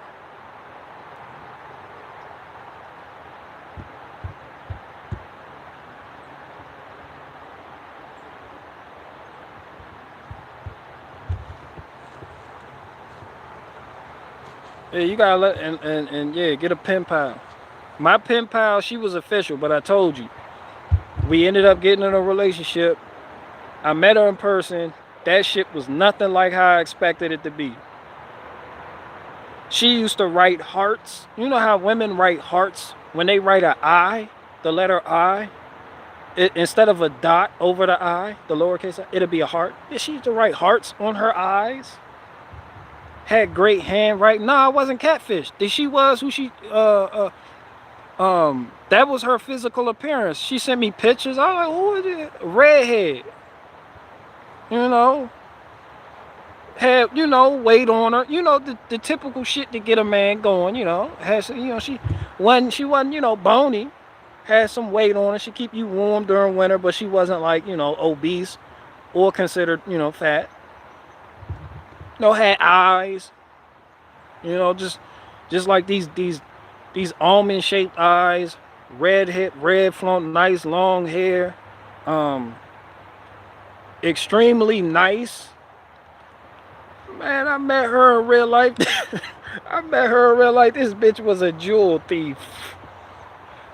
This bitch stole her baby father's what was his one of his people's rings. And they got into a domestic dispute with me there. Just like, man, that bitch was on heroin real bad. She was on heroin. I was like, yo, and my cellmate, the one that put me on with, I was like, Frenchie Bear, why you? It was Frenchie Bear. It was like, Frenchie Bear, explain yourself. He was like, I didn't know she was still on drugs. You knew she was on drugs, though. I didn't know that. He was like, I thought she got clean, though. Why wouldn't you tell me this? Like, you just needed somebody to write. I didn't know you was going to do one with it. I didn't know. It's like I didn't know neither, but she, nice. You know when a woman sends you a letter? This is why I liked her, because when I used to get her letters, it would smell like woman. And listen.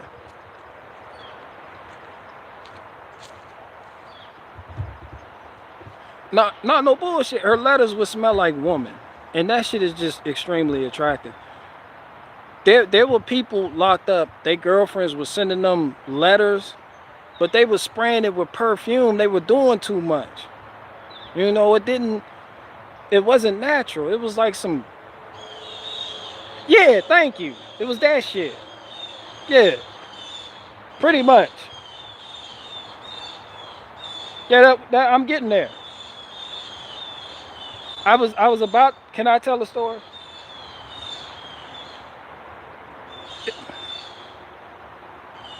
It was natural.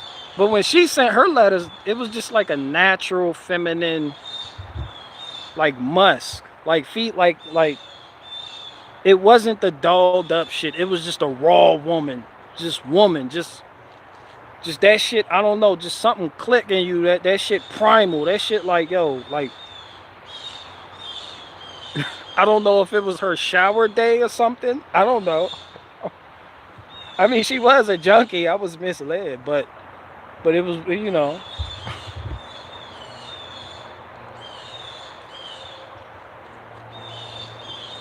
Hey BG, what are your pronouns?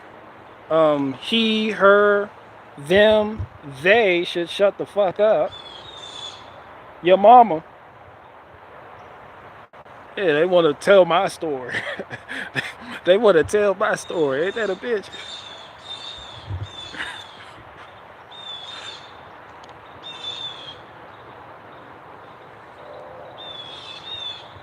Yeah, so that didn't work out so well.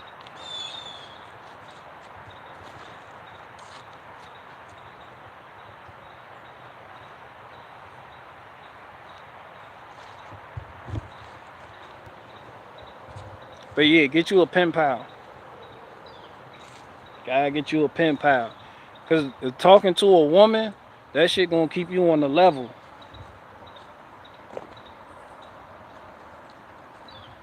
Cause men without women, men can get real.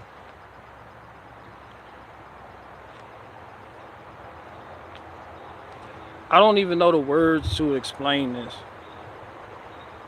Men can get real chaotic and lose themselves. Now I understand why my dad used to tell me a woman to ground you, not ground you like punishment, but like the ground wire. Like you need that grounding element. Because sometimes men are live wires. They just, you know, more on the.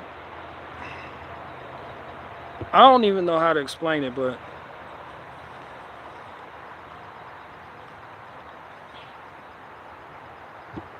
I don't know if I could love a man. Sorry, not.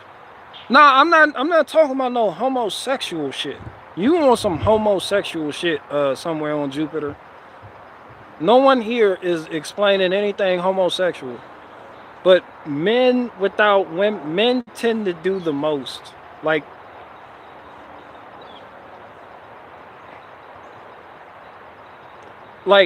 throw people off the top tier and watch them fall to their death most. You know what I'm saying? Like no woman, there's no woman in your like you. I don't know how. I don't know.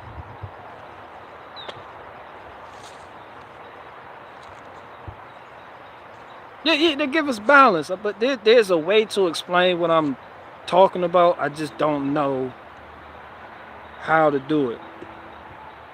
There's no way I can paint this picture for you. This is just an experience. I've seen this shit in real life. Men descend into chaos with the lack of women. Go to any fucking jail, any prison. Yo, men be wildin', son. Niggas be selling two for fifth. Niggas be selling 2 for 15. Uh, uh, yeah, throwing people off balconies. Um, Niggas is in there running around like Spartacus or some shit. Like, we are supposed to, you know, like, calm the fuck down. Like, y'all, niggas, you know.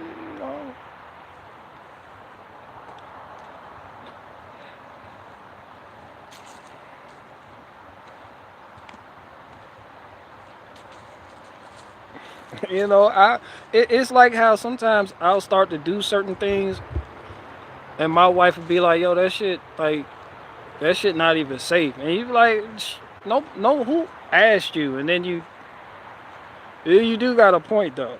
This shit doesn't feel safe. Be like, yeah, you need to not do that. And you be like, you might be right. I don't think I'm gonna do it. They be like, they just do shit, in a way where you come to the conclusion on your own, but it was her. She planted that seed in your head like this some dangerous shit. I'm about to do some wild shit. I'm about to, yeah, I'm about to.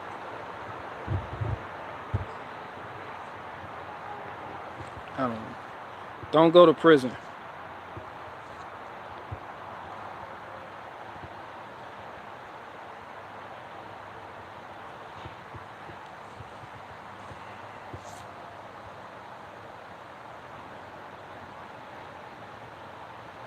Oh, somewhere on Jupiter. I thought you were a man. That's why I was like, yeah. I don't know what I forget what you are.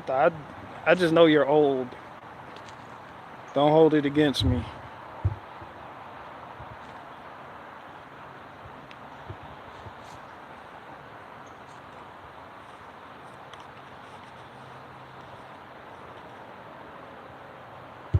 Get the fuck away from me, homie.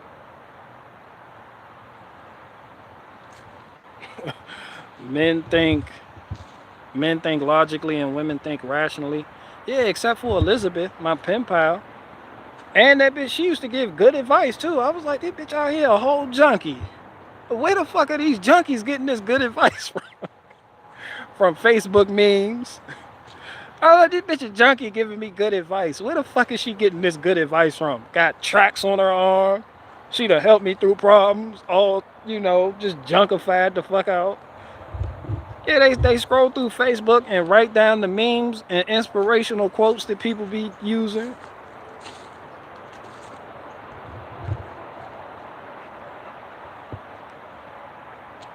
Yeah, okay, you're a man. Yeah, I knew. I didn't know where you were going with that. Yeah, she was a jailbird though. She got locked up for possession. You know the type of people that keep getting locked up for possession. You're like, yo, that's the dumbest charge you can. Like, yo, you just getting locked up for possession. What the fuck did you possess? This shit say paraphernalia. That shit sounds weak. You doing 10 months? What? That's a misdemeanor. Oh, you violated probation.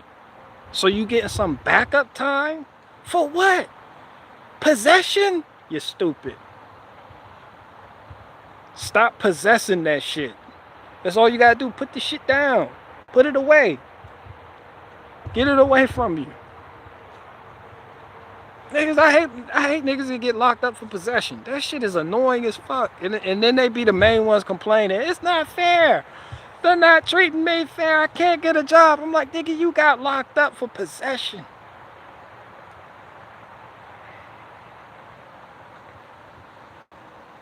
I really hate the people that get they get locked up for the possession with the intent to distribute. They be like, it's not just a normal possession.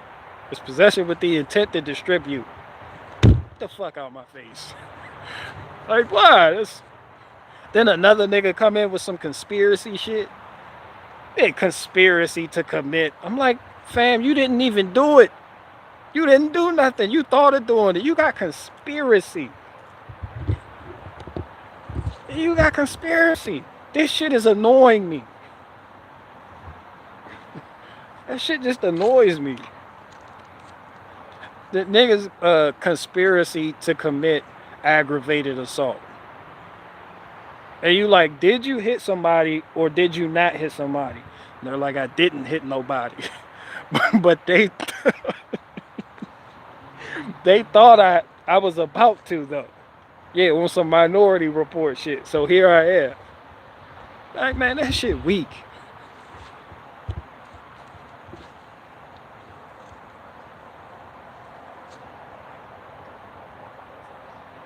Yeah, don't nobody complain like yeah, don't no inmate complain like inmates in there for like drugs and shit.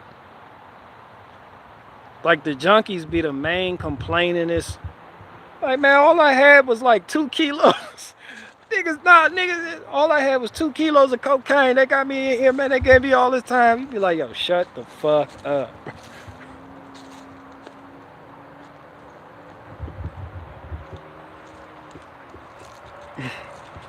I was just holding on to cocaine. I ain't even had. Then they got me with conspiracy, intent. They ain't even had a charger there for the Nissan Altima that they locked me up in. I was driving my girlfriend's Nissan. They were always driving their girlfriend shit. When the shit hit the fan, their girlfriend locked the fuck up in the facility across the street. He didn't take the charge. He let her take it. They like, it's her. Officers like, is this who does this belong to? Like, well, it's her car. Ma'am, step out of the car. We're locking you up for possessing 2 kilos of cocaine. He get locked the fuck up because he had a warrant. They talking to each other through the jail phone. They people on the street connecting the call, touching. They people on the street touching the phone so they can talk to you. I can't hear you. I had to let you take that charge so we can be together one day. But Harold, this is insanity. I didn't even know you had 2 kilos of cocaine. When we get out of here, we're moving to the Ozarks. I'm gonna buy you that mule you've always wanted since you were a child.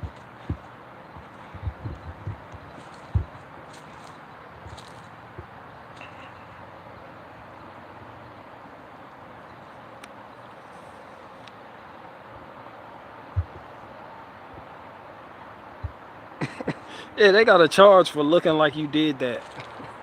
Nigga just standing there, lock him. Nigga just standing there, just lock him up. Like, what the fuck? The fuck did I do? You get up there, not the major D, when they sign your paperwork, you see the charge, that shit say looking like you did that. You're like, what the fuck is this? I'm about to represent myself in court.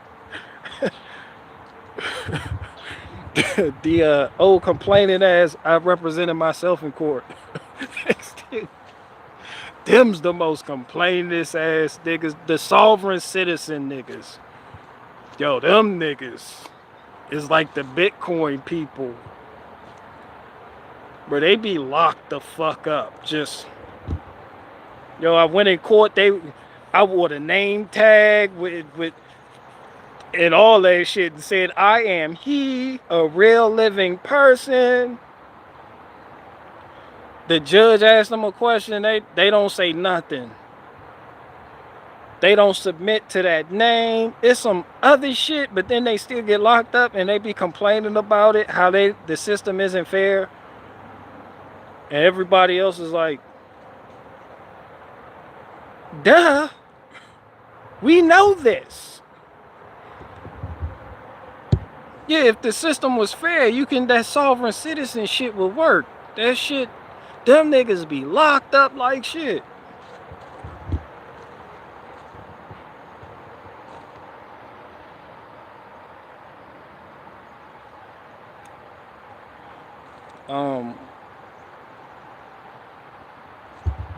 Most junkies, most druggies don't care about anyone, so I could see them keeping it on a friend.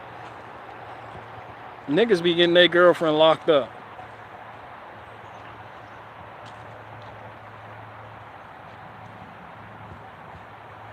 Breonna Taylor. I know that type. Niggas be getting their girlfriend and shit that they don't. Yeah. No, they fucking with the wrong one. Nigga got gun. Niggas is on his second strike. No, you got a felony. You in your girl car. Everything in her name. The gun, you like, yeah, that's her shit. Nigga, no serial number. They gonna burn that bitch. They gonna put that bitch under the. That's what I said. They rubbed the cereal. Man, that shit ain't no fucking. Who gun is this? The officer, they ain't playing with you. You gonna be in the holding cell like shit, eating that bologna sandwich. You gonna be like, yo, who? Be like, it wasn't mine. You may ask her. It got to be hers. It wasn't mine. I didn't know she was in the guns.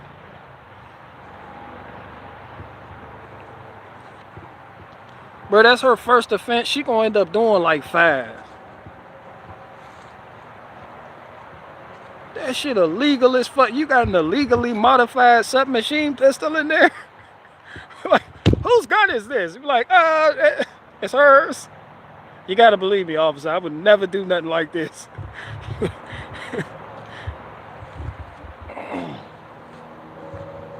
We found an illegally modified submachine pistol. It's compact as fuck. Lock him up. and give her 10 years. You gonna get locked up because you a felon and you just was around the gun. Yeah, they gonna get you unless it's in the bushes, like more than 10 feet away. They gonna hit you with some shit in the presence of a gun, near a gun, breathing the same air as a gun. They gonna be like, man, I wasn't even nowhere near that shit with it. Like they found that shit in the bushes over there. Like it's true, but he had a Garcia Vega in his pocket when we locked him up. We know he's guilty. In me in my older years, I'm looking back like, yeah, that nigga's guilty. Ain't no nigga with a Garcia Vega in his back pocket not guilty. No, that nigga did that. Whatever it is they accusing him of doing, he did that shit. That nigga, he got a zigzag rolling papers in his pocket. Tell me I didn't do it. Like, yeah, he did.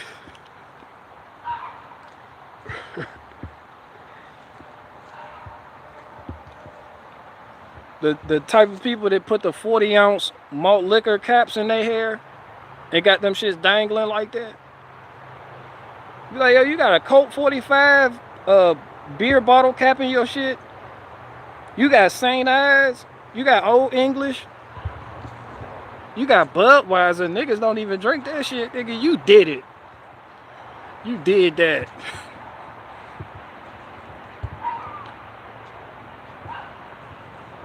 That's somebody's German Shepherd over there not respecting their authority.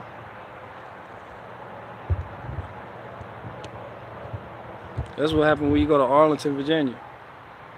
You ever seen a woman walking a dog, but the dog walking her? Just no respect. You are not his alpha. She was there.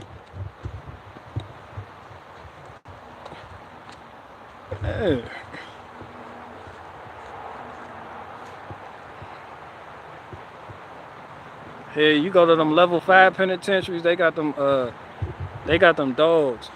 They still got the guns. The gun, they don't have like ammo, they got the rubber bullets in them. Them shits will fuck you up. That shit took out a homie's eyeball. No bullshit. He wasn't even the one fighting. He was just in the area. Just over there. That shit ricocheted. Bing, bing. That nigga went home with no eyeball. Yeah, but they got them dogs too. They got them fucking cane corsos with body armor on.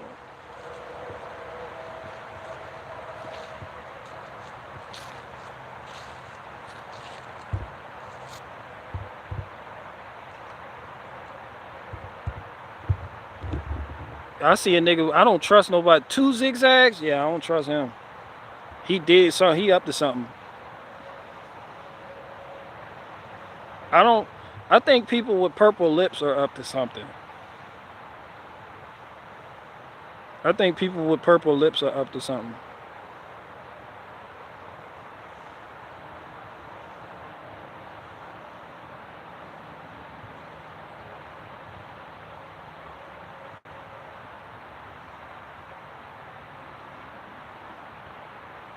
I've been seeing dudes drink Old English at 9 a.m.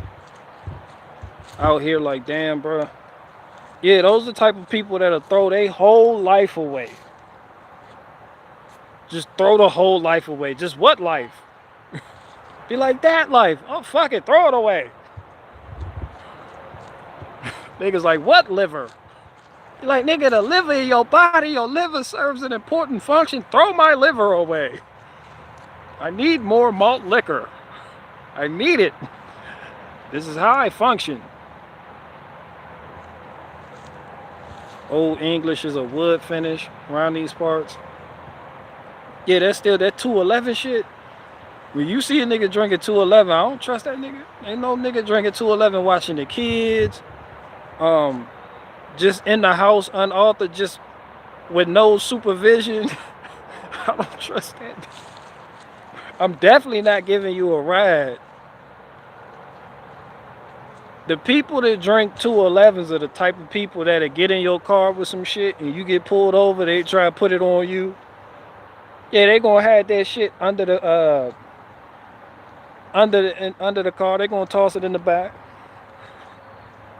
The police find it in the bag. Hey, it's an extremely compact, illegally modified submachine pistol. Whose is it? That nigga with that 211 in the case, like, that ain't mine. You gonna be like, damn, man, really? I can't even give you a ride to the metro without you just being grimy. Like, officer, I was just dropping this nigga off. I don't even know this nigga. Lock him up. Officer Tatum's gonna be there. Get over her. Get in the car right there. Psh, shut the fuck up right there. Get in there. Shut the fuck up. And by my book, being a black police officer in America while being black in America and beating black and blue. Shut the fuck up. Officer Tatum lock you. Like, damn, you fat bitch. No one wants your book. Oh darn, sending them police.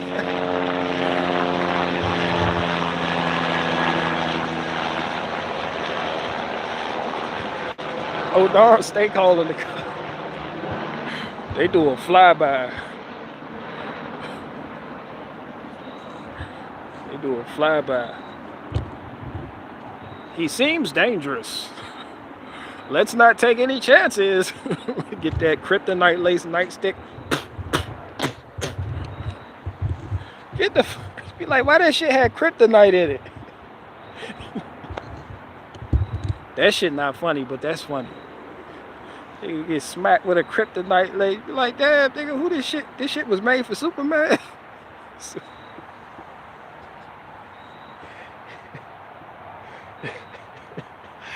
What the fuck? Superman, he out here not respecting the penal code or some shit. The fuck? Superman got a court date? Why the fuck this shit got kryptonite in it? Pro tip, don't foul drill. BG jealous of Kanye West leading the way. Man, shout out to Kanye West. Well, I don't know what way he's leading. I really don't. I like that though. That's good. I don't know what way he's leading. What is Kanye West? I done been there, done that. Look, that was my journey. I did that. I just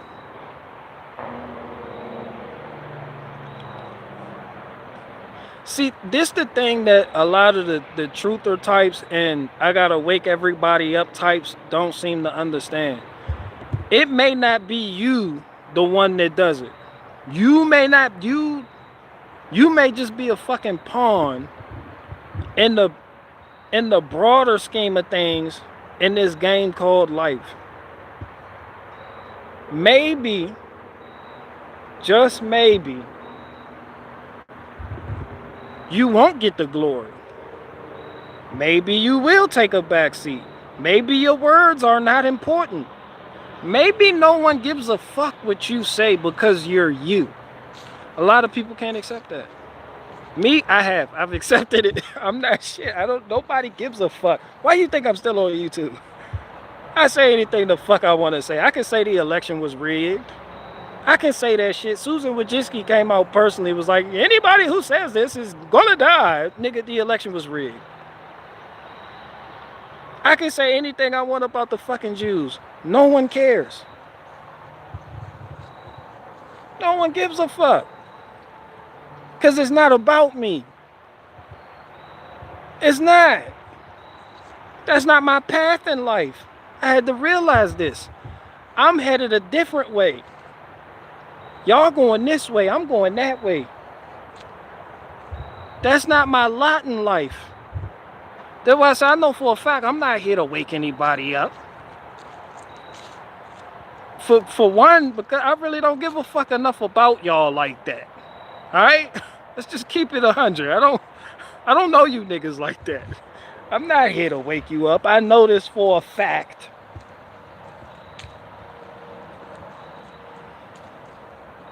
I got other things on my plate.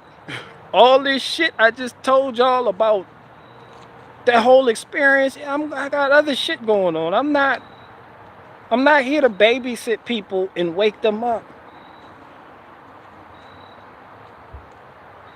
Yeah, but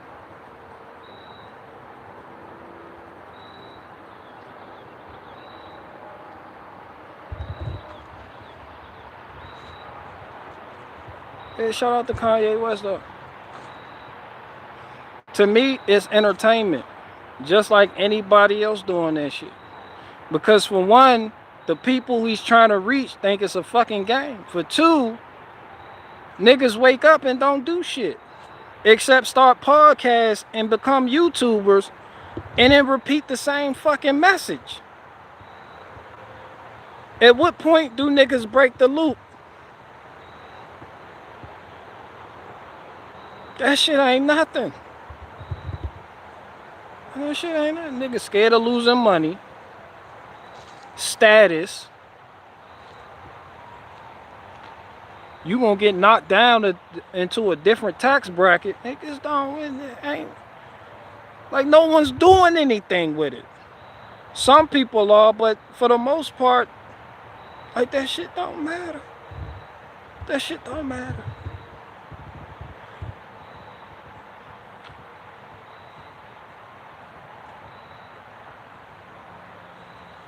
Kanye is a prophet. How the fuck is Kanye a prophet? What was his prophecy? What did he prophesy? It's the same thing I asked the Muslims about Muhammad. How the fuck was he a prophet? What did he prophesy? I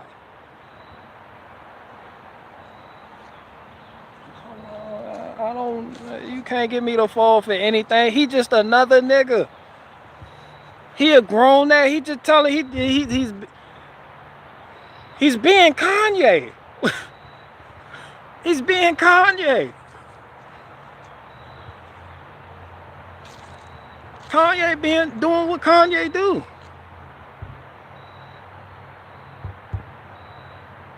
Yep, talk, but no action to validate the talking. No, all people gonna do is hear about the Jews, and then make YouTube channels say, "Did y'all know the Jews are doing this, that, and the third?" Man, we been there, done that shit. We already know all that. It's an endless cycle of trutherism where people are finding out shit for the first time, wanting to suck you back in it, but you've evolved past that because you've been there, done that. It's like everybody here was in the second grade, but no one here is going to go back to the second grade. We're beyond it. But first graders, they're excited about going to the second grade. Here we are graduated. Like, when your child going to the second grade, you're delighted in their sheer joy about going to the second grade. It's entertaining to you. But you yourself have no desire to go back to the second grade. It's kind of like that. Like, I've graduated.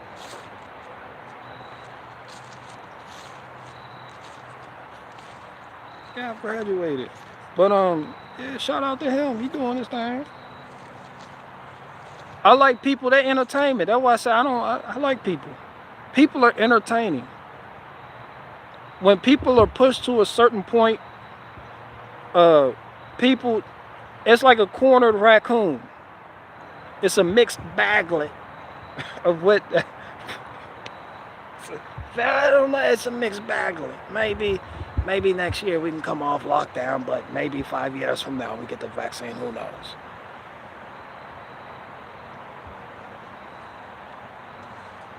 Like, I'm not going to be excited every time somebody wakes up and discovers something that I knew from like fucking 10 years ago. So don't expect me to get excited. I'm too old for that. I can't. And this new truth, the new shit, that's that Common Core shit. You didn't get excited over nothing. Niggas get excited over breadcrumbs leading nowhere. I'm an old man. I'm an old man now.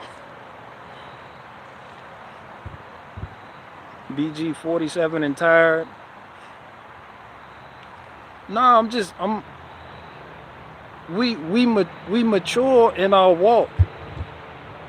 We mature in the things we do. We don't keep cycling back to what we used to be or what we used to do in order to appease a new crowd of people entering a phase that we have already left. So to that whole situation, I say it's entertainment and nothing more. It's entertaining. As far as a prophet, that nigga's not a prophet. He didn't prophesy. He's still talking about your people, my people, not us. I don't know. And I'm not no fucking prophet. I'm just a random nigga that has Maplewood that was deemed nuclear fallout worthy by Hillbilly Hard.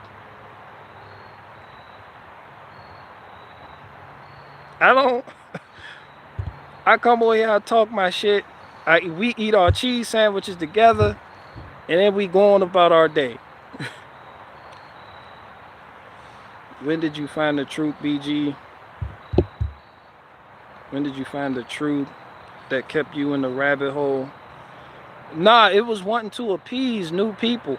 Like right now, there's a resurgence over chemtrails. It's like that whole debate. Like you got truthers online talking about this shit again. Bro, I went over that shit in 2015. The Jewish thing, old as fuck. Like Henry Ford was talking about this shit. The Nazi thing, old as fuck. The Adolf Hitler shit, old as fuck. The Civil War shit, old as fuck. CERN, fake as fuck. NASA, fake as fuck. All these things where when you find it out, 5 years from finding it out, you still going through that cycle of old news about it because new people are talking about it. Your class done graduated. It's like somebody that graduated still hanging around a high school campus. Like at a point it becomes childish, and I desire to improve myself in things that I can actually change. I got into it all late into the game. I wish I knew it sooner because of the vaccines. And there's the value in that, but just not for me. There's the value in that because, like you said, I wish I knew earlier, there's people that'll tell you so you don't have to go through the bullshit. That's a learning experience. You got old, just like in prison, you got old timers in there. Don't do that, young blood. They're going to give you 20 years, you do that, you go down that road. You listen to him, he done been there, done that. So he'll snatch you aside like, hey, this was going on with that. But as you get older, it's not your job, and it's not my position as a man to stay in that mindset of constantly having to update myself with what the world is curious of at this point in time when I've been there and done that. When I've had my time and I've traveled down that road, I've went down that rabbit hole. I've come to my conclusions.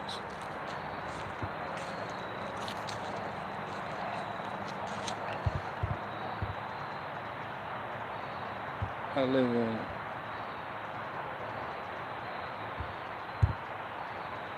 Yeah, everybody knows about NASA, but that's not nothing I feel like needs to be harped on, except for people that are coming in late.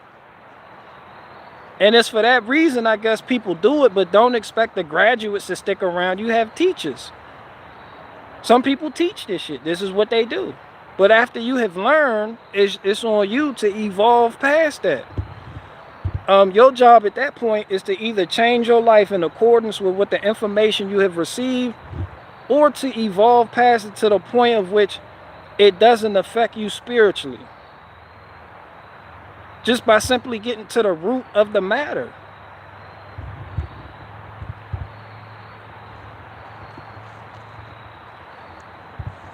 So when you have somebody that believes in something greater than all of this, you can see how it's easy for me to be very dismissive of certain concerns. You can see how it's easy for me to be dismissive of certain people that other people claim are prophets.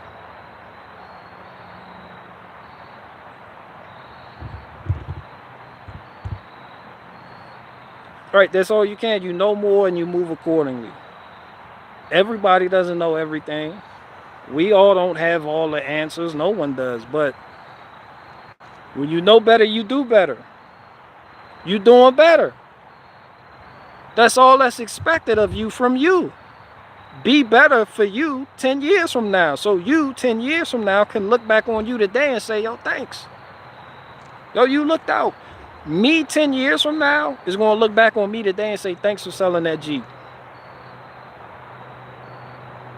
Because the money from selling that Jeep funded this. It funded that. Which in turn helped fund this. Which got me where I am today. Couple 100 acres. A fleet of tiger cats. You know. You got to think long term. And I think long term. I don't just stay stuck in the present day. With the present day concerns of this world that fade. Nothing new under the sun, because those same concerns, they just circle back around. We've talked about chemtrails already. We've discussed NASA. We fucking get it. The freshmen don't. But should I be expected to stay in school when I know the source material just because some freshmen are coming along? Nah, nigga, my job is to move on. Because at some point, they gonna move on. And they gonna need a job. They gonna need a job. They gonna want to fund their dream. You may be the person to give them a job so they can learn a skill and then make something, create something for somebody else that fund their dream, and that should affect change. But it may have nothing to do with you. You may spark it, but everybody not gonna be stuck on go. That's stupid. Yeah, that's stupid. Everyone knows and is apathetic.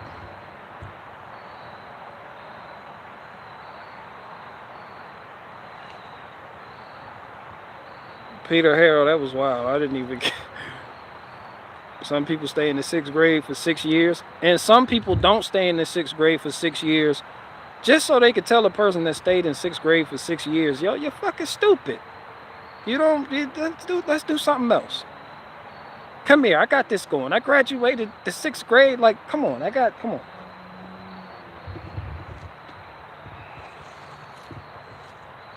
Come on.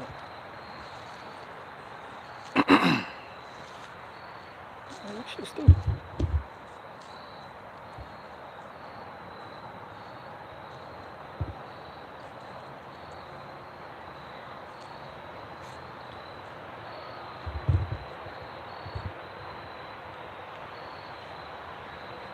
You got a hydrometer for your wood. Fill up. You know that's a moist question. Don't fill up. Come on, that's just moist. Come on. That is not a good way to end the segment I just did. Come on. Who the fuck needs a moisture meter when you got gray wood? You got gray wood. Who needs a moisture? Bro, if you take a moisture meter to this, I gotta check it and make sure it's seasoned because I don't want to buy moist wood. I'ma smack you with it. It's gray. Alright, that's all you need to know. It's fucking gray. Look at it.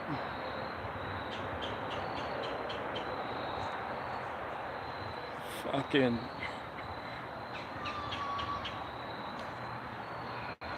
You want a comparison?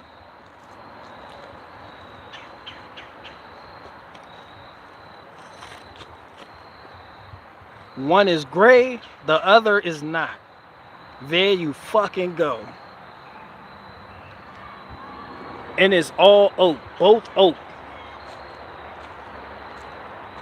Yeah, I'm smacking the I can't wait till somebody asks you.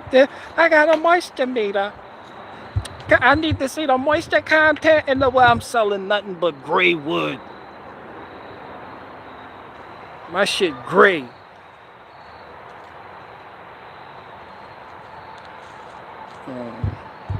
Yeah, this that wake up wood.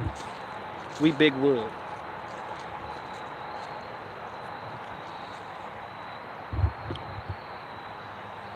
We big wood. At this point in the game, I'm just trying to create jobs for your children, for my children. Somebody got to create jobs. And I'm not talking about the beauty guru online personality shit neither. Like, you can't have your head always stuck up in the sky wondering what the fuck NASA's doing. NASA's gonna do what NASA does. Do you have a plan to actively take down NASA? You got a certified sure way to expose NASA. No, you don't. They worth billions of dollars. You're worth $2. And one of those dollars you donated to me. So you a $1 broke bitch worried about what them niggas doing. Nah, come work with me. Yeah, come split some fucking wood.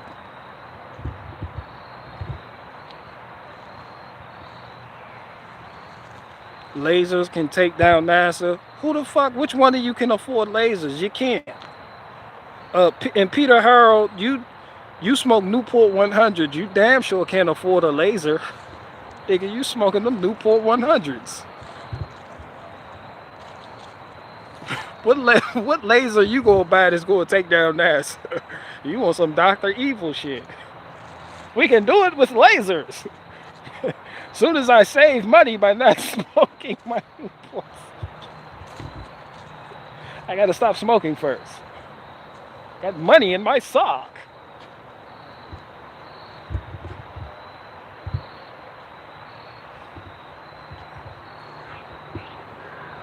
Like that 106-year-old monk. He didn't get to be 106 by stressing over the sky might fall into Alex Jones' penis pill dust. The dust from the penis pills. We gotta stop them. That man was living in the mountain, drinking fresh water and eating yogurt. And monk 106. That's all he ate. Yogurt, spring water, and he just up in the mountain. Not worried about NASA, not worried about penis pill powder, not buying sheath underwear. Yeah, he just in the mountain.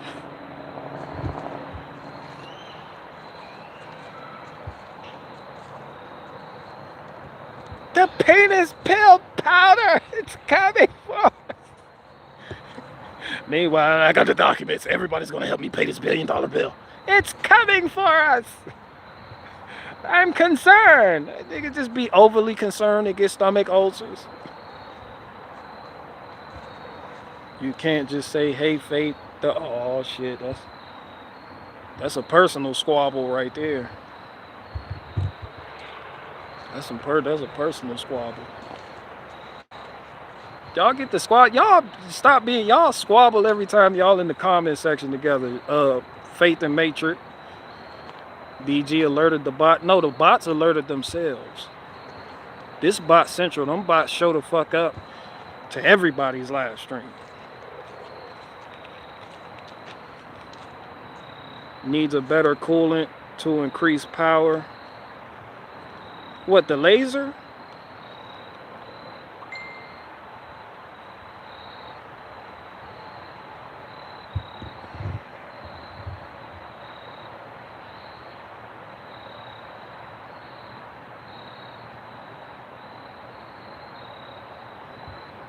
Any last questions?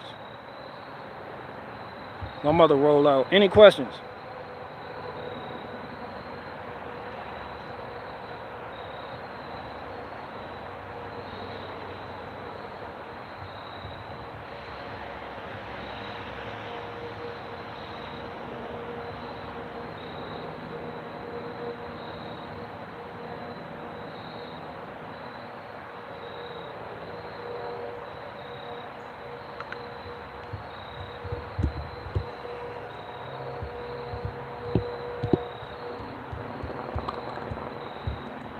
How much is a quart of oat? That's an anti-Semitic question. Any other questions? Virtue, don't leave. Where you going?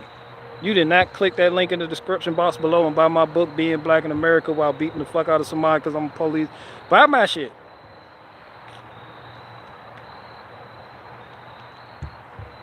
Surf asking the real questions.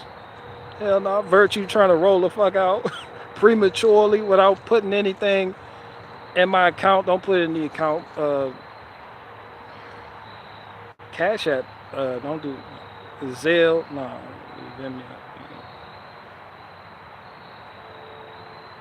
just hold on to it. I'm gonna be down there briefly to pick it up.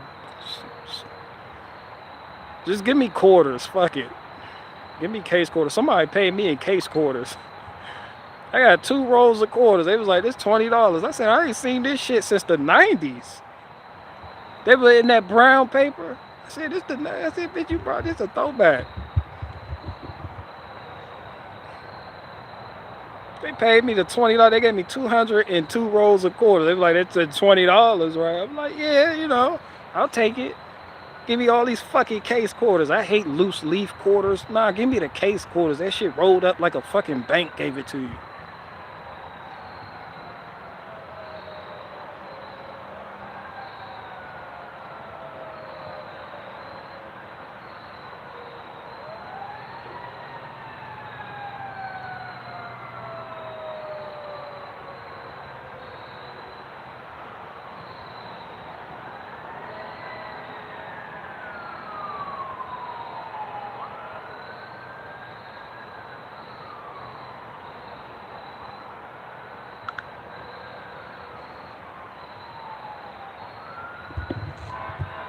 I was not making ribs. I want to make it on the grill if I make ribs. Yeah, don't, whatever you do, don't boil them. That's an offense worthy of being kicked in the chest. Is he still talking prison stuff? Well, Tachi, you late. That was last year. I stopped talking about that last year. You late as fuck.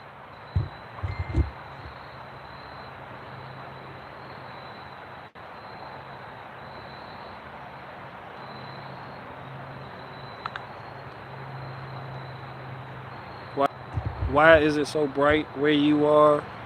I'm in Northeast and it's dark out over here. That's because it's the best state in the country, Virginia. We have the best wood, the best barbecue, the best people, the best price of used trailers and used trucks and used automobiles in general. The best cord prices, the best place in the world to be a woodsman. The best place in the world to operate a log splitter full time.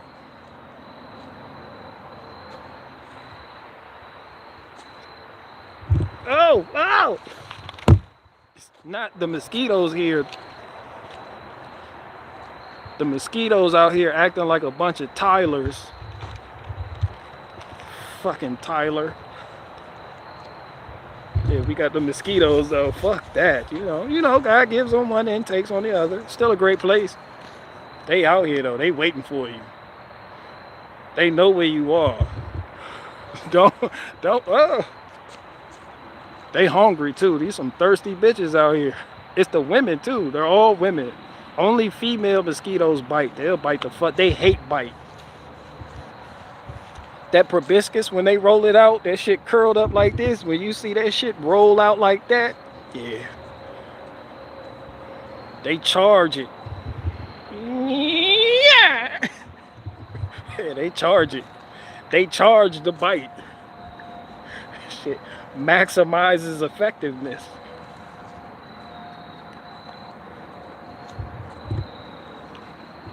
Shit got on my bag.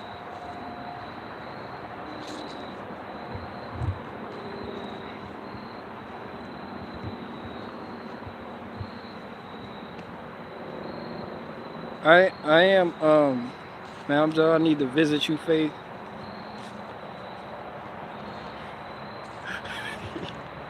I was because when you said that, right, I was like, Uh,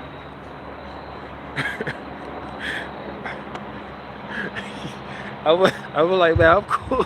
I feel like I already met y'all. I'm good. I don't need to meet no more of you. I interact with you niggas almost every day. That's this like meeting somebody for me. This is a meetup. Niggas be like, let's meet up and let's meet.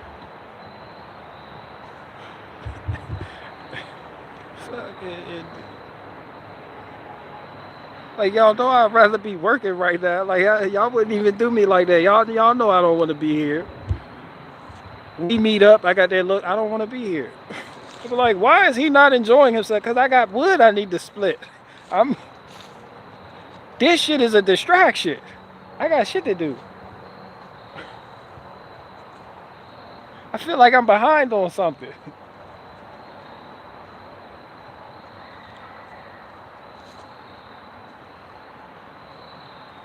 Should women be at the meetup? Hell yeah, women should be at the meetup. Didn't I just tell you?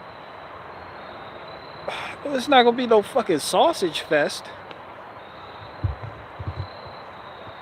Why the fuck wouldn't women be at the meetup? That's a fucking sausage fest.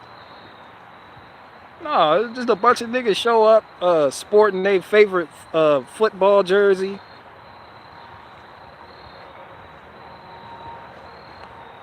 Just with an off-brand.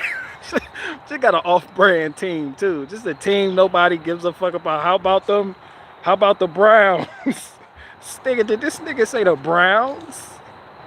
Yeah, how about them Cleveland Browns? Like, nigga, I haven't even heard of them since '98. Yeah, just a bunch of niggas just... Yeah, just... Nah. Nah, I got to be women there.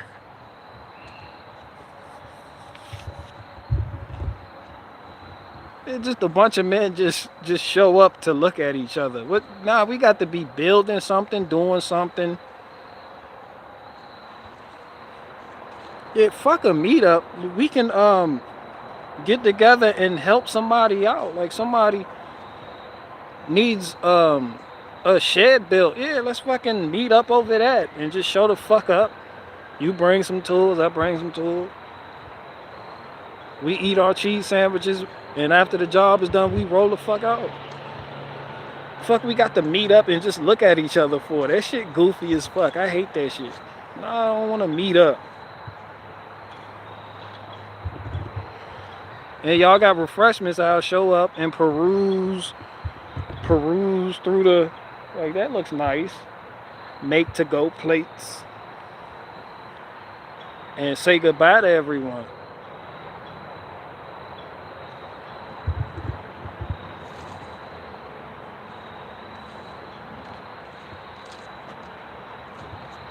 Nah, it will be a cookout.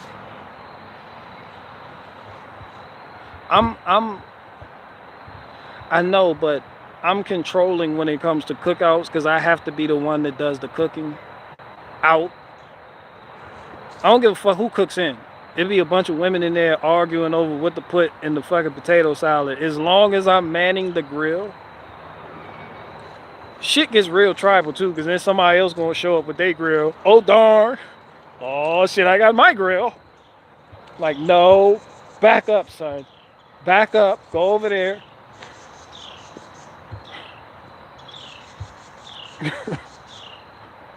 With Tachi running free, show up with his little electric grill, looking for an outlet.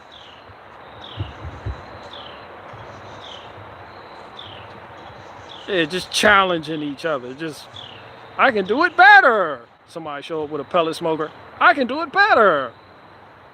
Like, y'all go the fuck away, please. I'll bring my green egg. See, that's what I'm talking about. He being fancy already. Green egg costs like $3,000. Nobody, no. Fuck no. I'm not.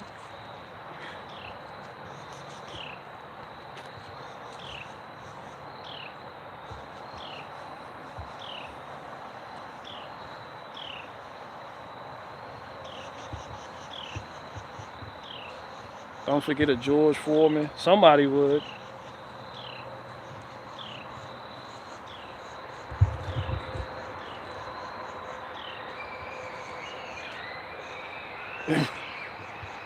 Fried chicken sound good. No! No, something bit me in the ass too. Yeah, something just bit me.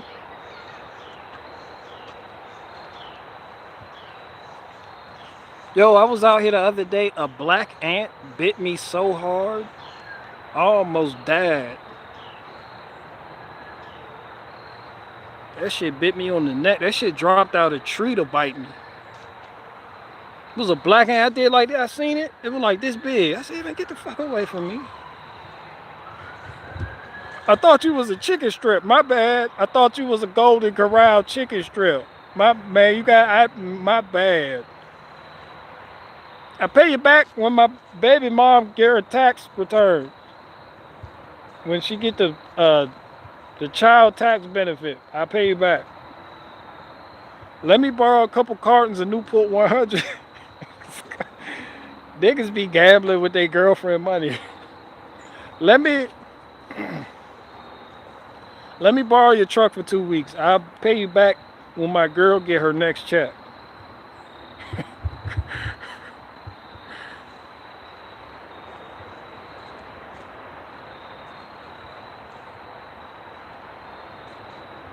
That's a big ass bat. I'm not even gonna hold you on that. Keith Riddle talking about good night, have a great night. Now that this bat, that shit was flying around here looking like Morbius.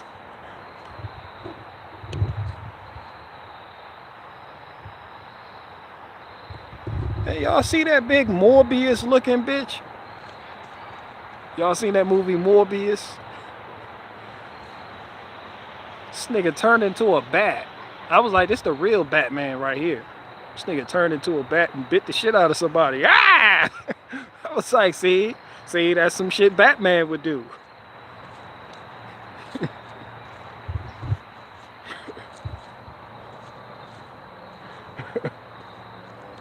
Nigga turned into a bat to bite somebody. Yeah! He charged the bite too.